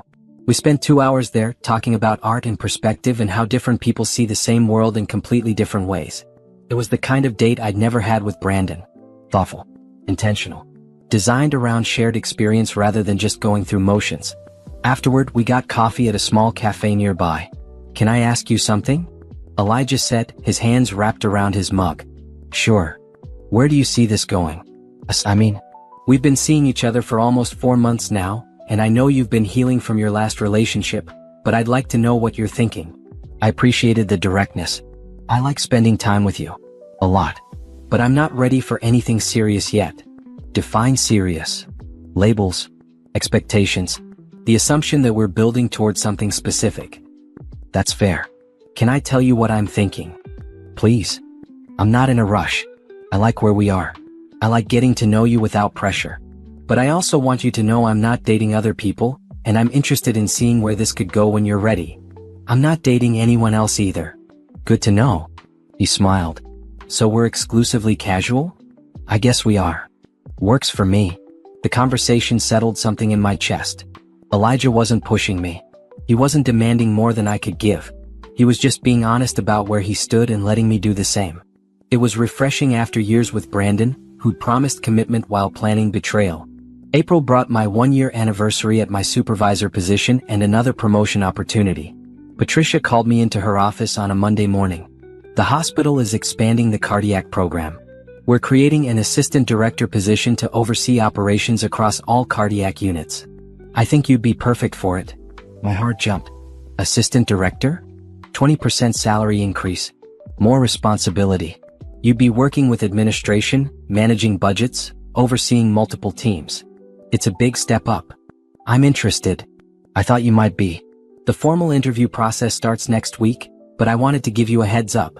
You've exceeded expectations this past year, Simone. You've earned this opportunity. Walking out of her office, I felt 10 feet tall. Assistant director. At 35. After spending a decade being held back by someone who contributed nothing to my success. I called Andre during my lunch break. I might get another promotion. What? That's amazing. Tell me everything. I explained the position, the responsibilities, the pay increase.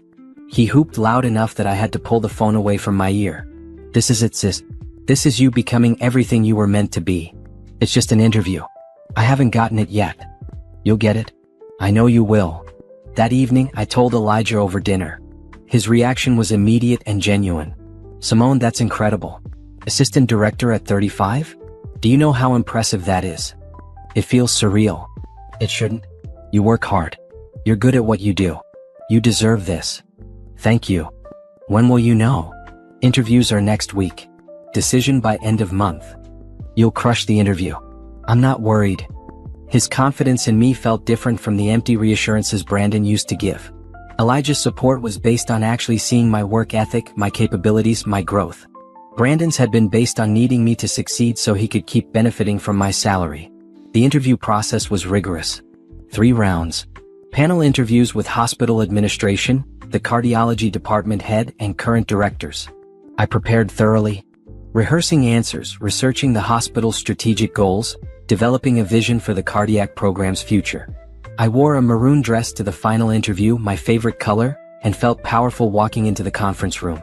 The questions were tough but fair. I answered confidently, drawing on my experience, my education, my track record of success. Why do you want this position? The hospital administrator asked. Because I want to make a larger impact.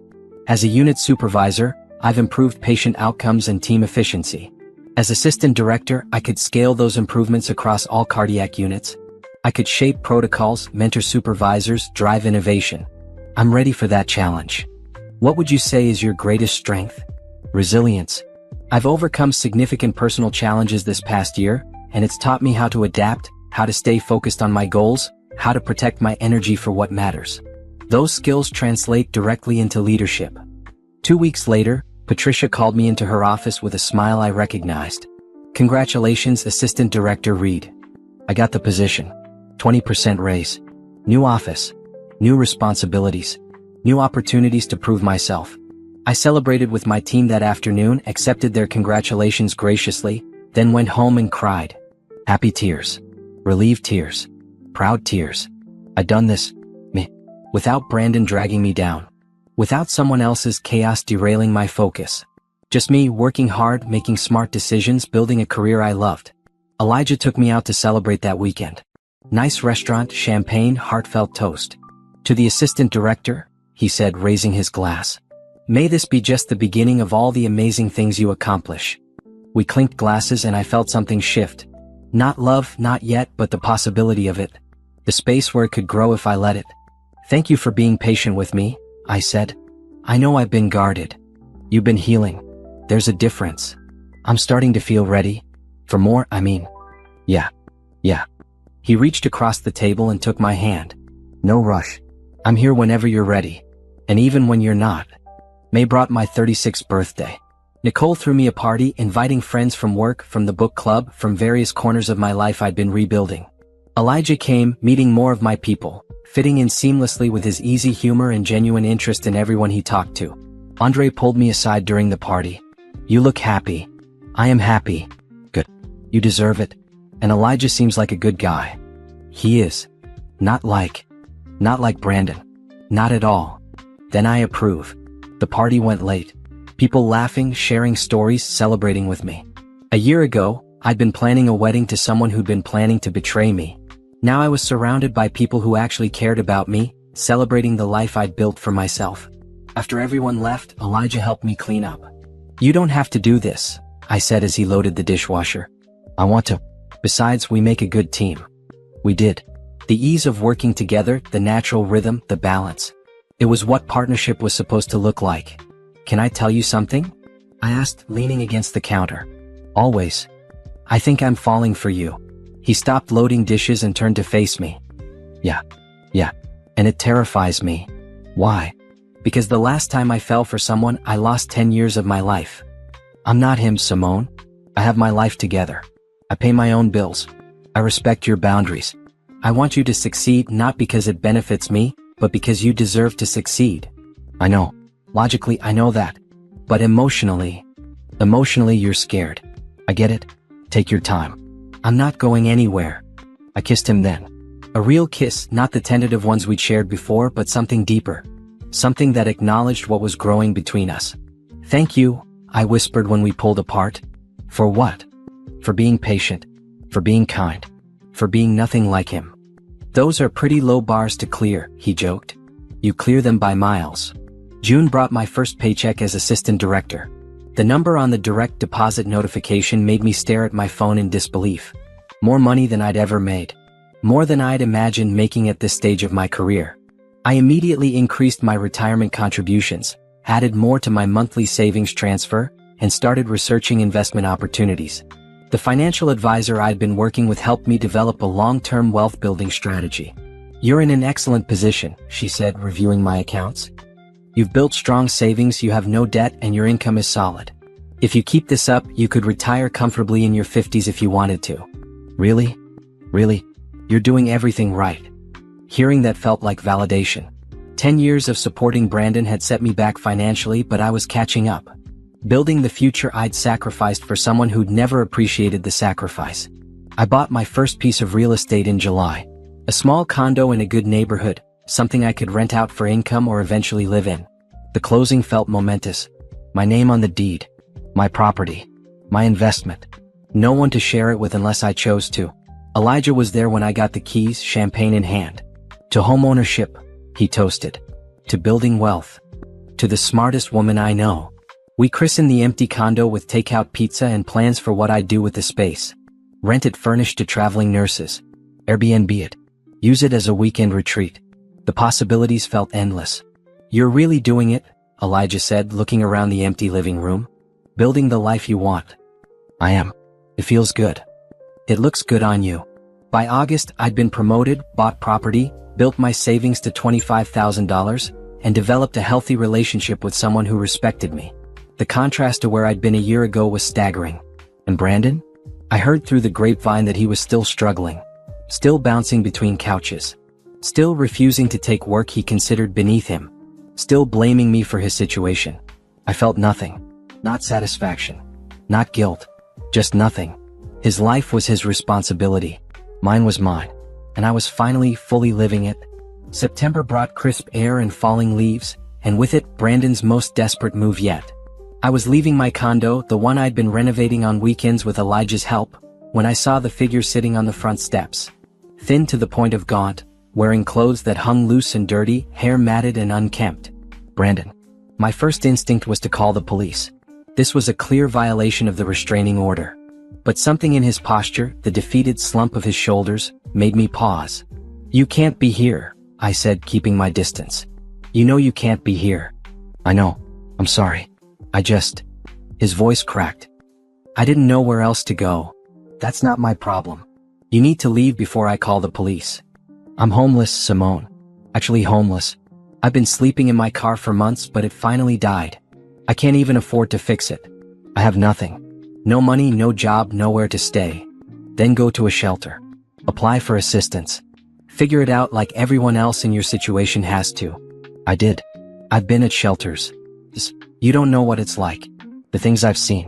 The people. It's dangerous. So get a job and get out of that situation. I can't get a job without an address. No one will hire me when I list a shelter. That's not true. Plenty of people find work while homeless. You just won't take the jobs that are actually available. He stood up slowly, wobbling slightly. I haven't eaten in 2 days. I'm sick. I think I have pneumonia or something. I can barely breathe. I just need help. Please. I'm begging you. I looked at him closely. He did look sick. Pale, sweating despite the cool weather, trembling. But I'd learned not to trust his performances. Go to the emergency room. They can't turn you away. I don't have insurance. That's not my problem anymore. You had insurance when you were with me. You chose to throw that away when you planned to commit fraud. I was stupid. I know I was. I've paid for it. Every single day for the last year I've paid for what I did. How much more punishment do I deserve? This isn't punishment. This is consequences. Actions have results, Brandon. You spent 10 years refusing to build a life for yourself. This is what that looks like. So you're just going to let me die on the street? After 10 years together? That's who you are now. I'm someone who finally learned that I can't save people who refuse to save themselves. You have options, Brandon. Shelters, food banks, free clinics, social services. You just won't use them because you still think you're too good for the help that's actually available. I came here to ask for money. One last time. Enough to get a room for a week. Enough to eat. Enough to shower and get cleaned up for job interviews. That's all. I'll pay you back. I swear I will. No. Please, Simone. I'm desperate. You're always desperate. It's your permanent state. Because you won't do the work required to not be desperate. I've been trying. I've applied to jobs. Hundreds of them. What kind of jobs? He hesitated. Management positions. Business opportunities. Things that match my education and experience. You have no management experience. You've never successfully run a business. You're applying for positions you're not qualified for while ignoring the ones you could actually get. I can't work fast food. I'm 37 years old with a college degree. And I'm 36 with a master's degree, and I'd work fast food if that's what it took to survive. Pride doesn't pay rent, Brandon. It doesn't put food in your stomach. You're choosing pride over survival, and that's a choice. Don't act like you have no options. You've changed. You used to be kind, compassionate. Now you're just cruel. I'm protecting myself. That's not cruelty. That's self-preservation. Fine. I get it. You hate me. But can you at least tell me why? What did I do that was so terrible? I made mistakes, but I loved you. Doesn't that count for anything? I stared at him, genuinely shocked. You don't actually know what you did wrong, do you? I know I hurt you. I know the thing with Tiffany was wrong. But what? You think that's the only problem? You used me for 10 years, Brandon. You let me pay for everything while you contributed nothing. You took my money, my time, my energy, my youth, and you gave back empty promises. Then, when I thought we were finally building toward a real future, I found out you were planning to commit marriage fraud. You were going to marry me for insurance benefits and then leave. That's not a mistake. That's betrayal. That's using someone in the coldest, most calculated way possible. I changed my mind about that. I told you. Only because you got caught. You didn't have some moral awakening. You got exposed and scrambled to cover it up. That's different. So that's it? No forgiveness? No second chance? I gave you 100 second chances over 10 years. Every time you lost a job, I gave you another chance. Every time a business failed, I gave you another chance. Every time you promised things would be different, I believed you and gave you another chance. I'm out of chances to give. What about Christian charity? Forgiveness? Human decency? What about personal responsibility? Self-sufficiency? Basic respect for someone who sacrificed for you? You want to talk about decency? Where was your decency when you were spending my money on another woman? Where was your charity when I was working double shifts to support both of us? Where was your forgiveness when I asked you to contribute even the bare minimum? He started coughing, a deep, rattling sound that made him double over. When he straightened up, his face was even paler. I need help. Medical help. Please, just take me to the hospital. Call 911. They'll send an ambulance. I can't afford an ambulance bill. Then walk. It's 4 blocks to the emergency room. Simone, please. I'm really sick. I pulled out my phone and dialed. Not 911. My lawyer. What are you doing? Brandon asked. Calling my lawyer. You're violating the restraining order. Being sick doesn't exempt you from legal consequences. Wait, don't. I'll leave. I'm leaving right now. Too late. You came to my property. You made contact. You asked for money. All violations. Please don't do this. I can't afford more legal trouble. My lawyer answered. I explained the situation while Brandon pleaded with me to hang up. She advised me to call the police and document everything. "You're really going to have me arrested?" Brandon asked as I dialed 911. "You did this to yourself. I have a legal order protecting me from you. You violated it. Actions have consequences." The police arrived within 10 minutes. I showed them the restraining order, explained the violation, and watched as they talked to Brandon. He tried to play the victim, claiming he was sick and desperate and just asking for help from someone he used to be close to. The officers weren't buying it. They'd seen this pattern before. Abusive ex ignoring court orders under the guise of desperation. "You need to come with us, sir," one of them said. "I didn't do anything wrong. I just talked to her." "You violated a court order. That's a crime." They arrested him. Handcuffs and everything. As they led him to the patrol car, he looked back at me with such hatred that I felt it like a physical thing. "I hope you're happy," he said. "I hope seeing me arrested makes you feel powerful." "It doesn't make me feel anything except safe," I replied. Which is what the restraining order was designed to do. They drove away with him. I called Elijah immediately. "You okay?" he asked. "Yeah. Shaken but okay. Want me to come over?" "Please." He arrived 20 minutes later with food and reassurance. We sat in my condo while I recounted the whole encounter. "You did the right thing," he said firmly. "He violated the order. He needed to face consequences." "I know. But seeing him like that, he looked terrible." "That's not your fault." Part of me wonders if I should have just given him money for a room. Just to get him off the street. And then what? He'd be back in a week asking for more. You know that pattern. You lived it for 10 years. You're right. Besides, arresting him might actually help him. He'll get medical attention in custody. They'll evaluate him, treat him if he's actually sick. And maybe a night in jail will motivate him to finally accept the help that's available instead of holding out for handouts from you. I nodded, but doubt still nagged at me. Had I been too harsh? Should I have shown more compassion? Nicole came over later that evening. She had a different perspective. "Stop second-guessing yourself. That man manipulated you for 10 years. Now he's trying to manipulate you with pity. Don't fall for it. He looked really sick, Nicole. Then he should go to a hospital. He should apply for Medicaid. He should use the social services that exist for people in his situation. What he shouldn't do is violate a court order to try to guilt-trip his ex into funding him again." "I know you're right. I just feel." "Feel what?" "Guilty. Like I should have been more compassionate." Compassion doesn't mean sacrificing yourself. You can feel bad for his situation without being responsible for fixing it. Those are two different things. 3 days later, I got a call from a number I didn't recognize. I almost didn't answer, but something made me pick up. "Simone? This is Brandon's public defender." "Okay. I'm calling about the restraining order violation. Brandon has asked me to reach out to see if you'd be willing to drop the charges." "No." "Can I ask why not?" "Because he violated a court order.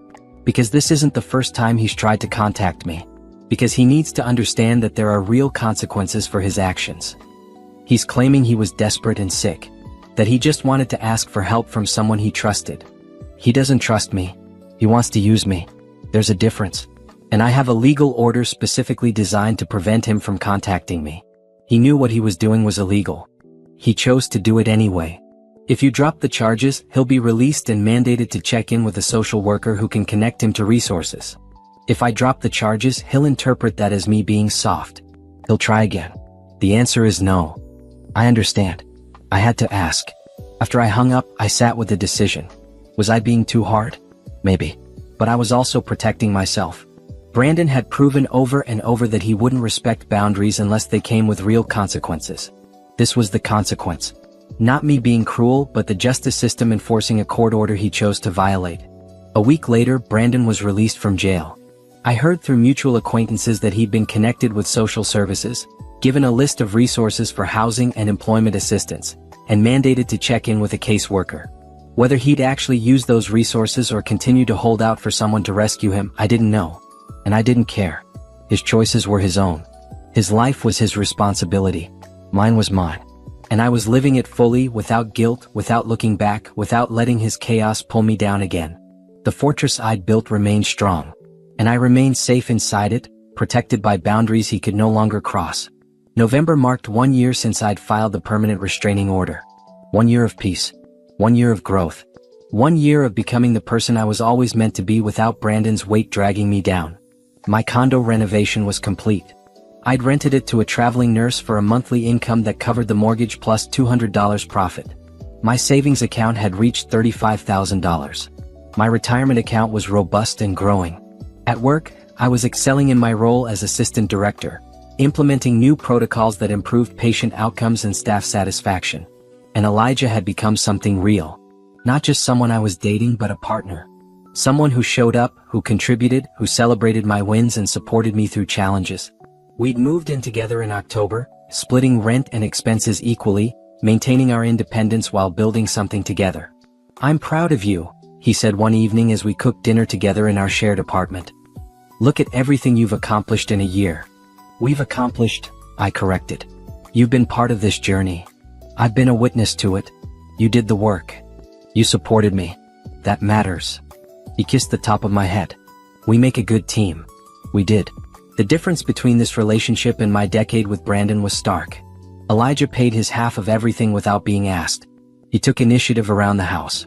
He had his own career, his own goals, his own life that he invited me to be part of rather than expecting me to fund and manage. Thanksgiving came. I hosted dinner for Andre, Nicole, and a few close friends. Elijah's parents drove in from Baltimore and I met them for the first time. His mother hugged me warmly and whispered, "Thank you for making my son so happy." He makes me happy too. The dinner table was full of laughter and good food and genuine connection. Looking around at the people gathered there, I felt a swell of gratitude. This was what I'd been missing during my years with Brandon. Real relationships with people who cared about me, not what I could provide for them. After everyone left, Elijah and I cleaned up together in comfortable silence. "Your friends really love you," he said. "I'm lucky to have them. They said you're different now than you were a few years ago. Lighter. More present." I am. Brandon was draining me, and I didn't even fully realize it until he was gone. Their loss is my gain. Pretty sure we're both winning in this situation. December brought my annual performance review. Patricia and the hospital administrator both praised my work as assistant director. "You've exceeded expectations in every category," Patricia said. "Patient satisfaction is up. Staff retention is up. Efficiency metrics are up. You've brought innovation and leadership to the cardiac program."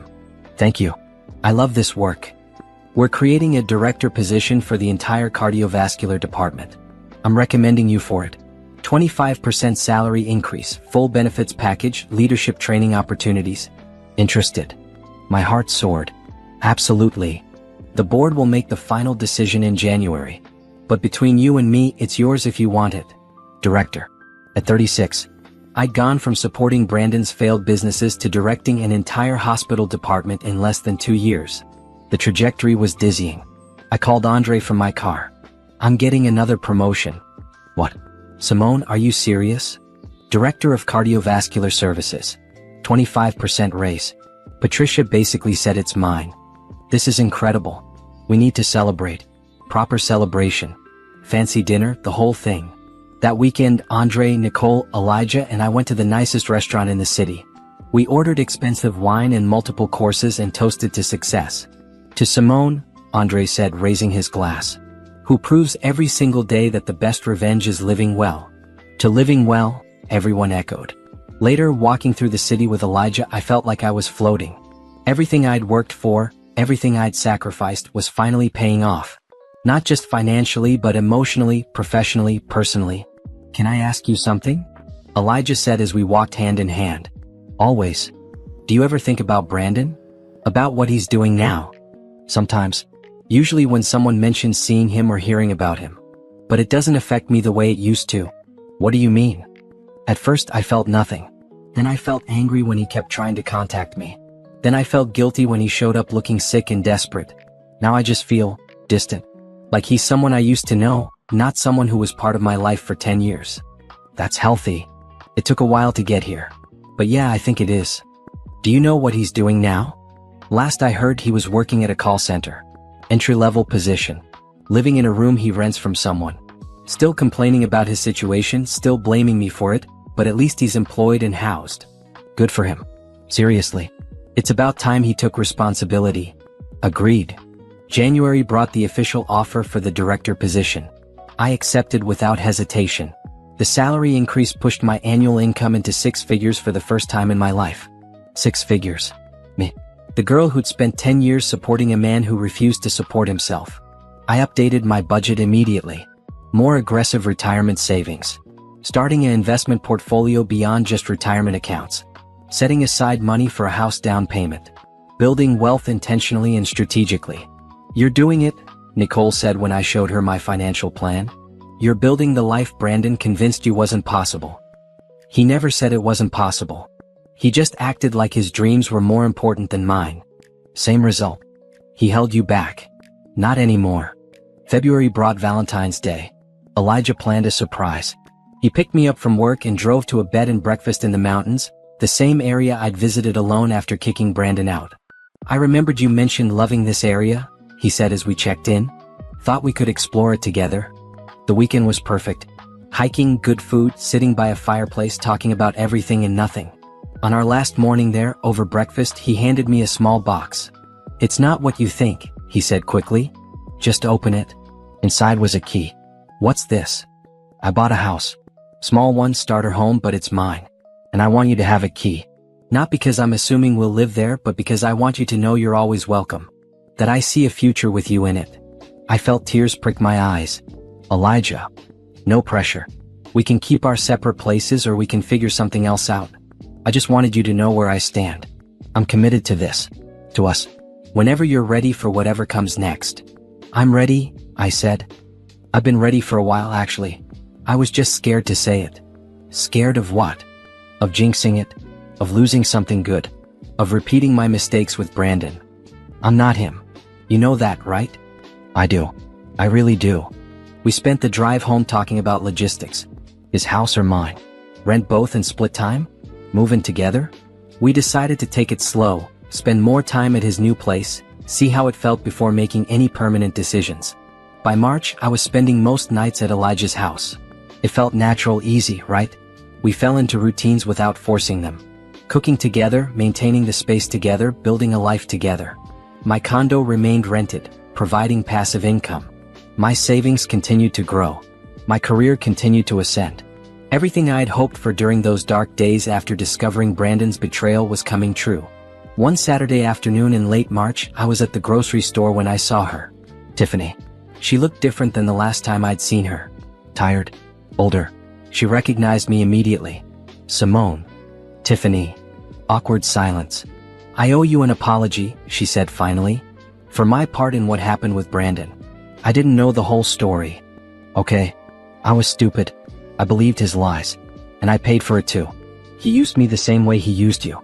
Worse actually, because I knew what he'd done to you and still thought I was different. You're not apologizing to make yourself feel better, are you? Maybe a little.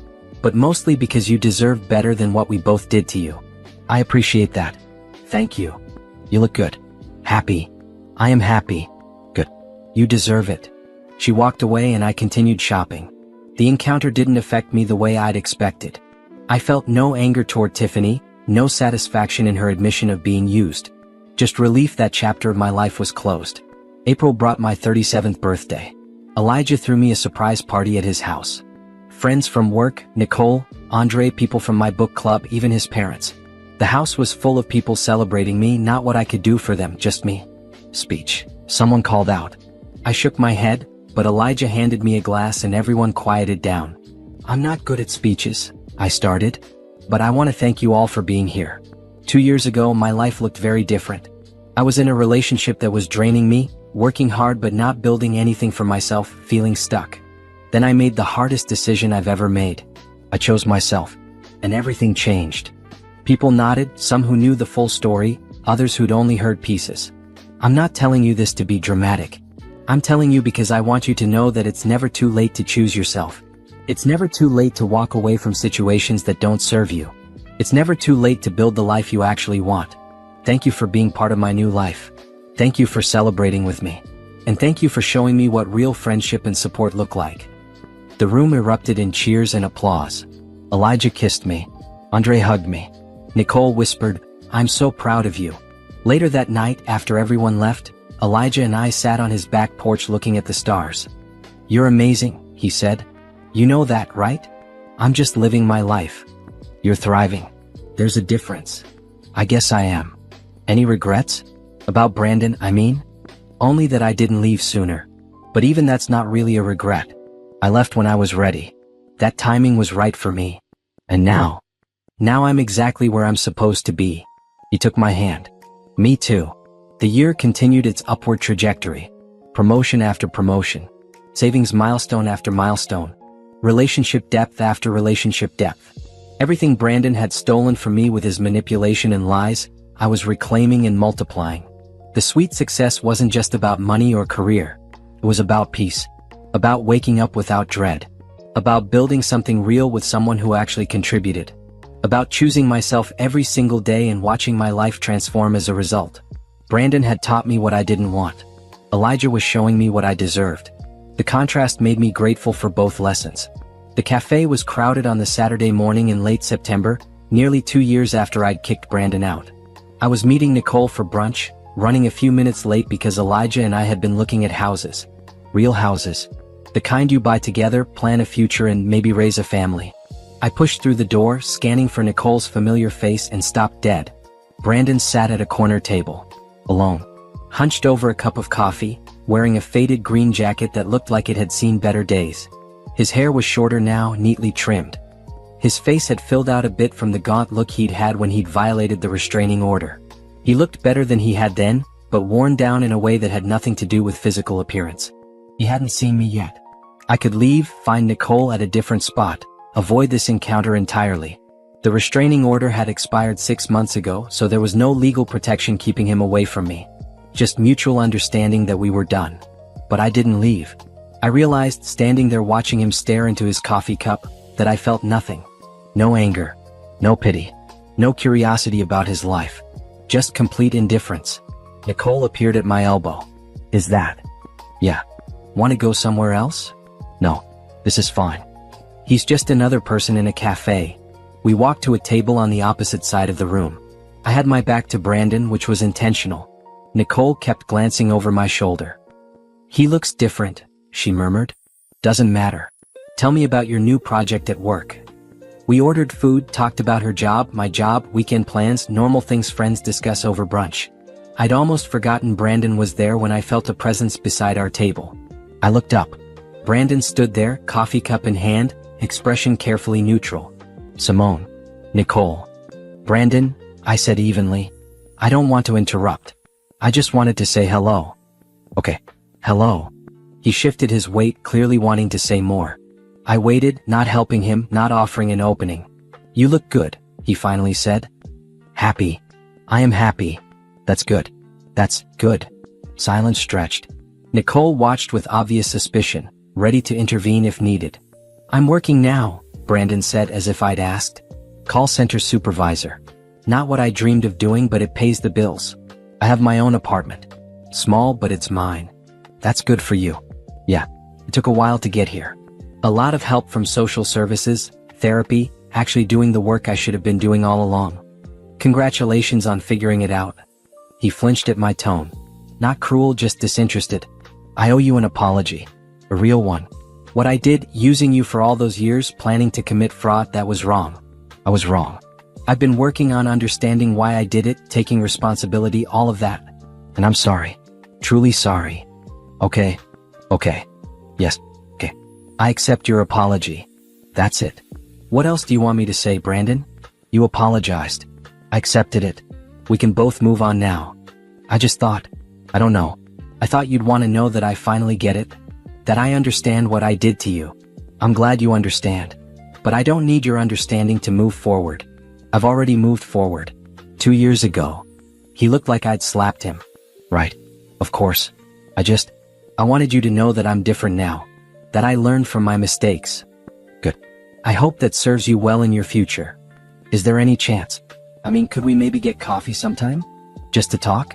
I'd like to hear about your life, what you've been doing. No. No. No, Brandon. We're not getting coffee. We're not catching up. We're not being friends. You were a part of my past. A part I've processed and moved beyond. I wish you well, but I don't want you in my life in any capacity. Because you hate me. No. Because I feel nothing about you at all. You're someone I used to know. That's all. Nicole made a small sound that might have been a laugh she was trying to suppress.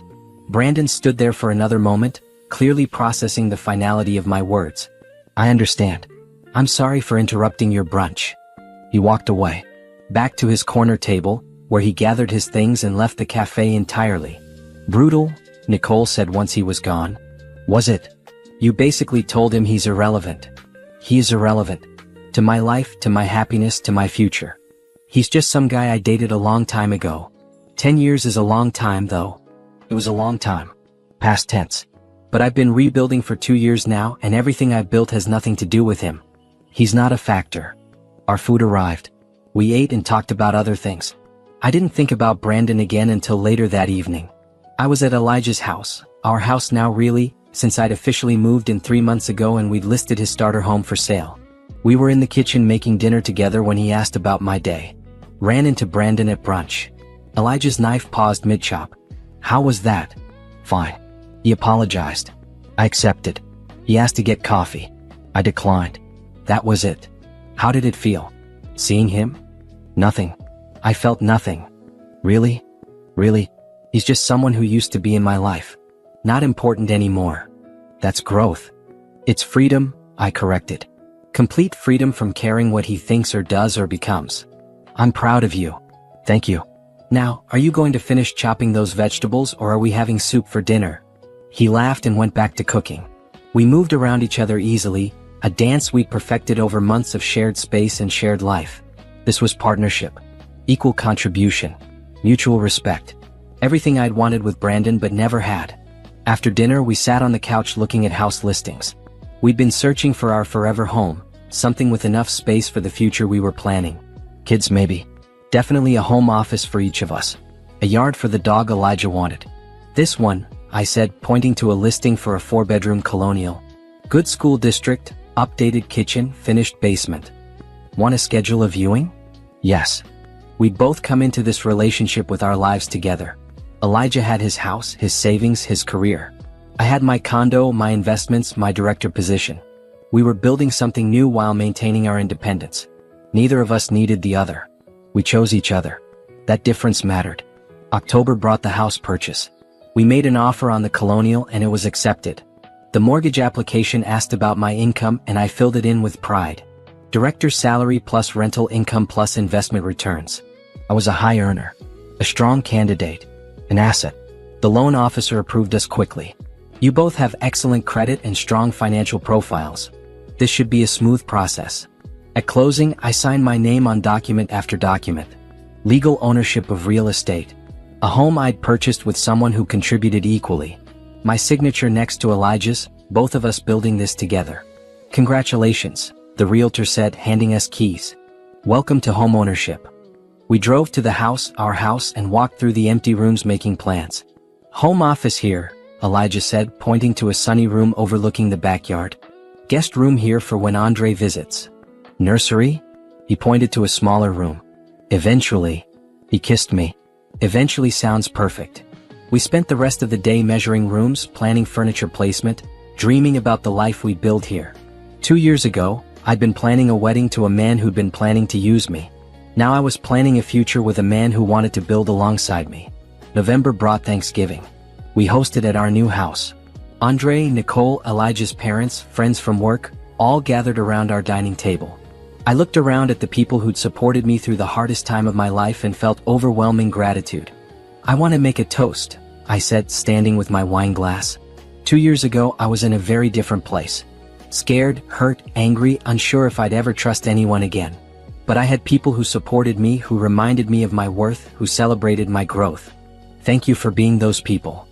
I looked at Andre. Thank you for coming over that first night and helping me pack up Brandon's stuff. For changing my locks. For always believing I deserved better. Then at Nicole. Thank you for the tough love and the gentle support and for introducing me to Elijah. Then at Elijah. And thank you for being patient. For being partnership. For being everything I didn't know I was allowed to want. Everyone raised their glasses. To new beginnings. To choosing yourself. To freedom. We drank. We ate. We laughed.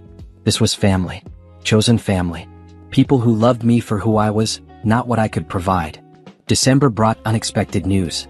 I was at work when Patricia called me into her office. The board approved a new position. Chief Nursing Officer for the Cardiovascular Division.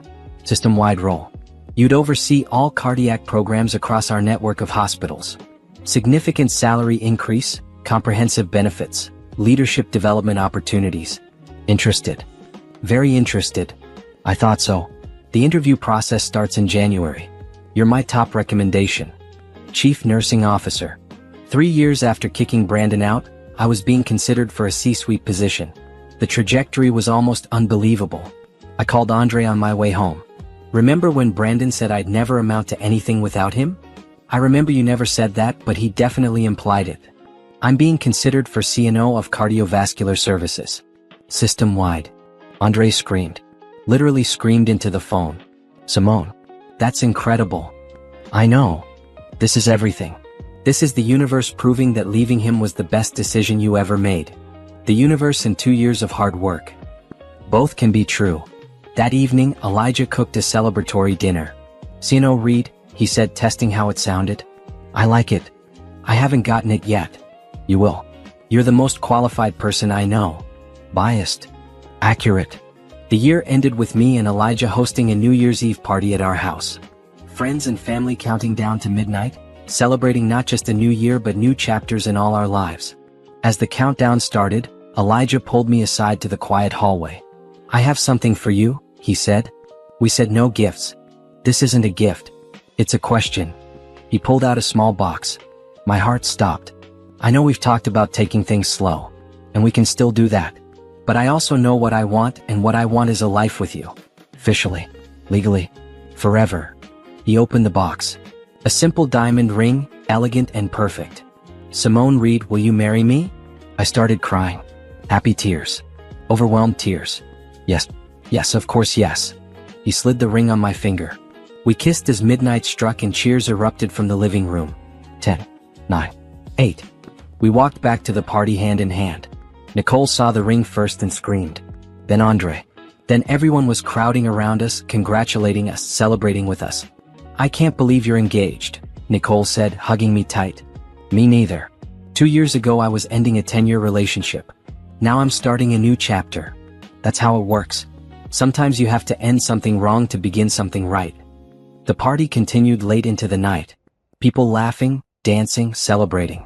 I stood in the kitchen watching it all, my ring catching the light, my heart full. Elijah found me there. Happy. Completely. No regrets. Only that I didn't meet you sooner.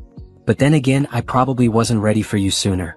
I needed to learn all those lessons with Brandon first. So he served a purpose after all. Yeah. He taught me exactly what I didn't want. Made it crystal clear what I do deserve. In a weird way, I should thank him. Let's not go that far. I laughed. Fair. January brought the CNO interview process. Multiple rounds. Panel interviews. Presentations. Strategy sessions. I prepared thoroughly and performed excellently.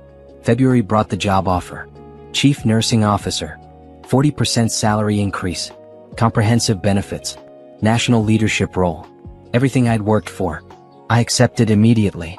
March brought wedding planning. Small ceremony, just close friends and family. Nothing extravagant.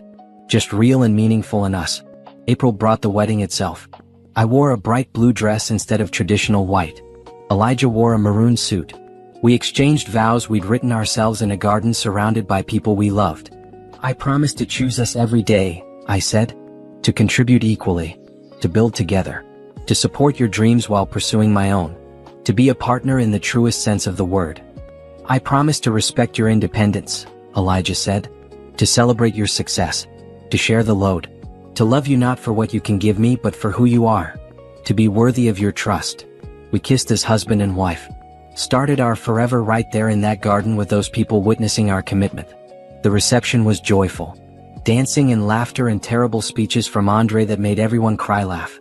Nicole caught the bouquet and declared she was retiring from dating.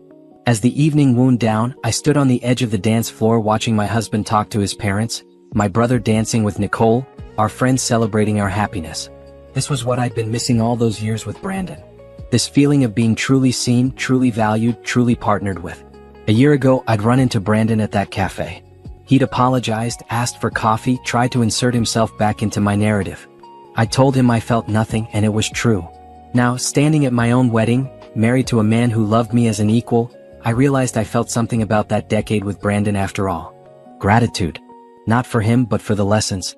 For learning my worth. For discovering my strength. For understanding that sometimes the best thing you can do for yourself is walk away. Brandon had taken 10 years of my life. But I'd taken those years back. Transformed them from wasted time into lessons learned. Used them as fuel to build something better, stronger, real. The DJ played our first dance song. Elijah held out his hand and I took it, stepping into this new life, this new chapter, this new version of myself that had been forged in the fire of choosing myself. I was free. Fully, completely, permanently free. Not just from Brandon, but from the person I'd been when I was with him. The person who sacrificed without receiving. The person who believed love meant suffering. The person who didn't know her own worth. That person was gone. In her place stood someone stronger. Someone who knew what she deserved. Someone who built her own empire and invited the right people to help maintain it. As we swayed to the music, Elijah whispered, "What are you thinking about?" How far I've come. How good this feels. How grateful I am for every choice that led me here. Even the hard ones? Especially the hard ones. He held me closer. We kept dancing. The night stretched on, full of promise and joy and the absolute certainty that I'd made the right choices. I'd cut Brandon off completely. Severed every financial tie. Enforced every boundary. Chose myself relentlessly. And in doing so, I discovered who I was meant to be. Director. Homeowner. Wife. Success story. Survivor. Thriver. The girl who'd spent 10 years funding someone else's dreams had become the woman who built her own empire. The fortress I'd constructed wasn't made of walls, but of self-respect, boundaries, and the absolute knowledge that I was enough. More than enough. Standing in my husband's arms, wearing my ring, living in our house, working my dream job, I had everything I'd ever wanted.